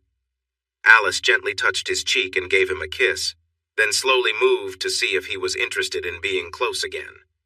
Now, about Richard. This part is quite sad because nothing ever really happened to him. Sometimes bad people live long, happy lives while good people suffer. That seems to be Richard's future. Maybe someone will deal with him someday, but Henry and Alice aren't the type to seek revenge. They've moved on and haven't seen or heard from him since. He has faded into their past. You can't completely forget him, though. He occasionally appears in the society news at big events, often with a new partner by his side. We can imagine what his life is like. He also makes donations to political campaigns and avoids any major scandals because he's careful. You never know, though. Perhaps karma will catch up with him, but even good people get sick. It wouldn't be surprising if he faced something serious. But there are too many good people who suffer from illnesses like cancer. The thought of him facing real trouble seems like the best hope, maybe running into some bad people. Or we could simply choose to move on, which is what I plan to do. Hey everyone! Thanks for watching. Don't forget to subscribe and turn on notifications so you won't miss any of the exciting stories we have coming up. What do you think about the characters in this story? Let us know in the comments. We'd love to hear from you.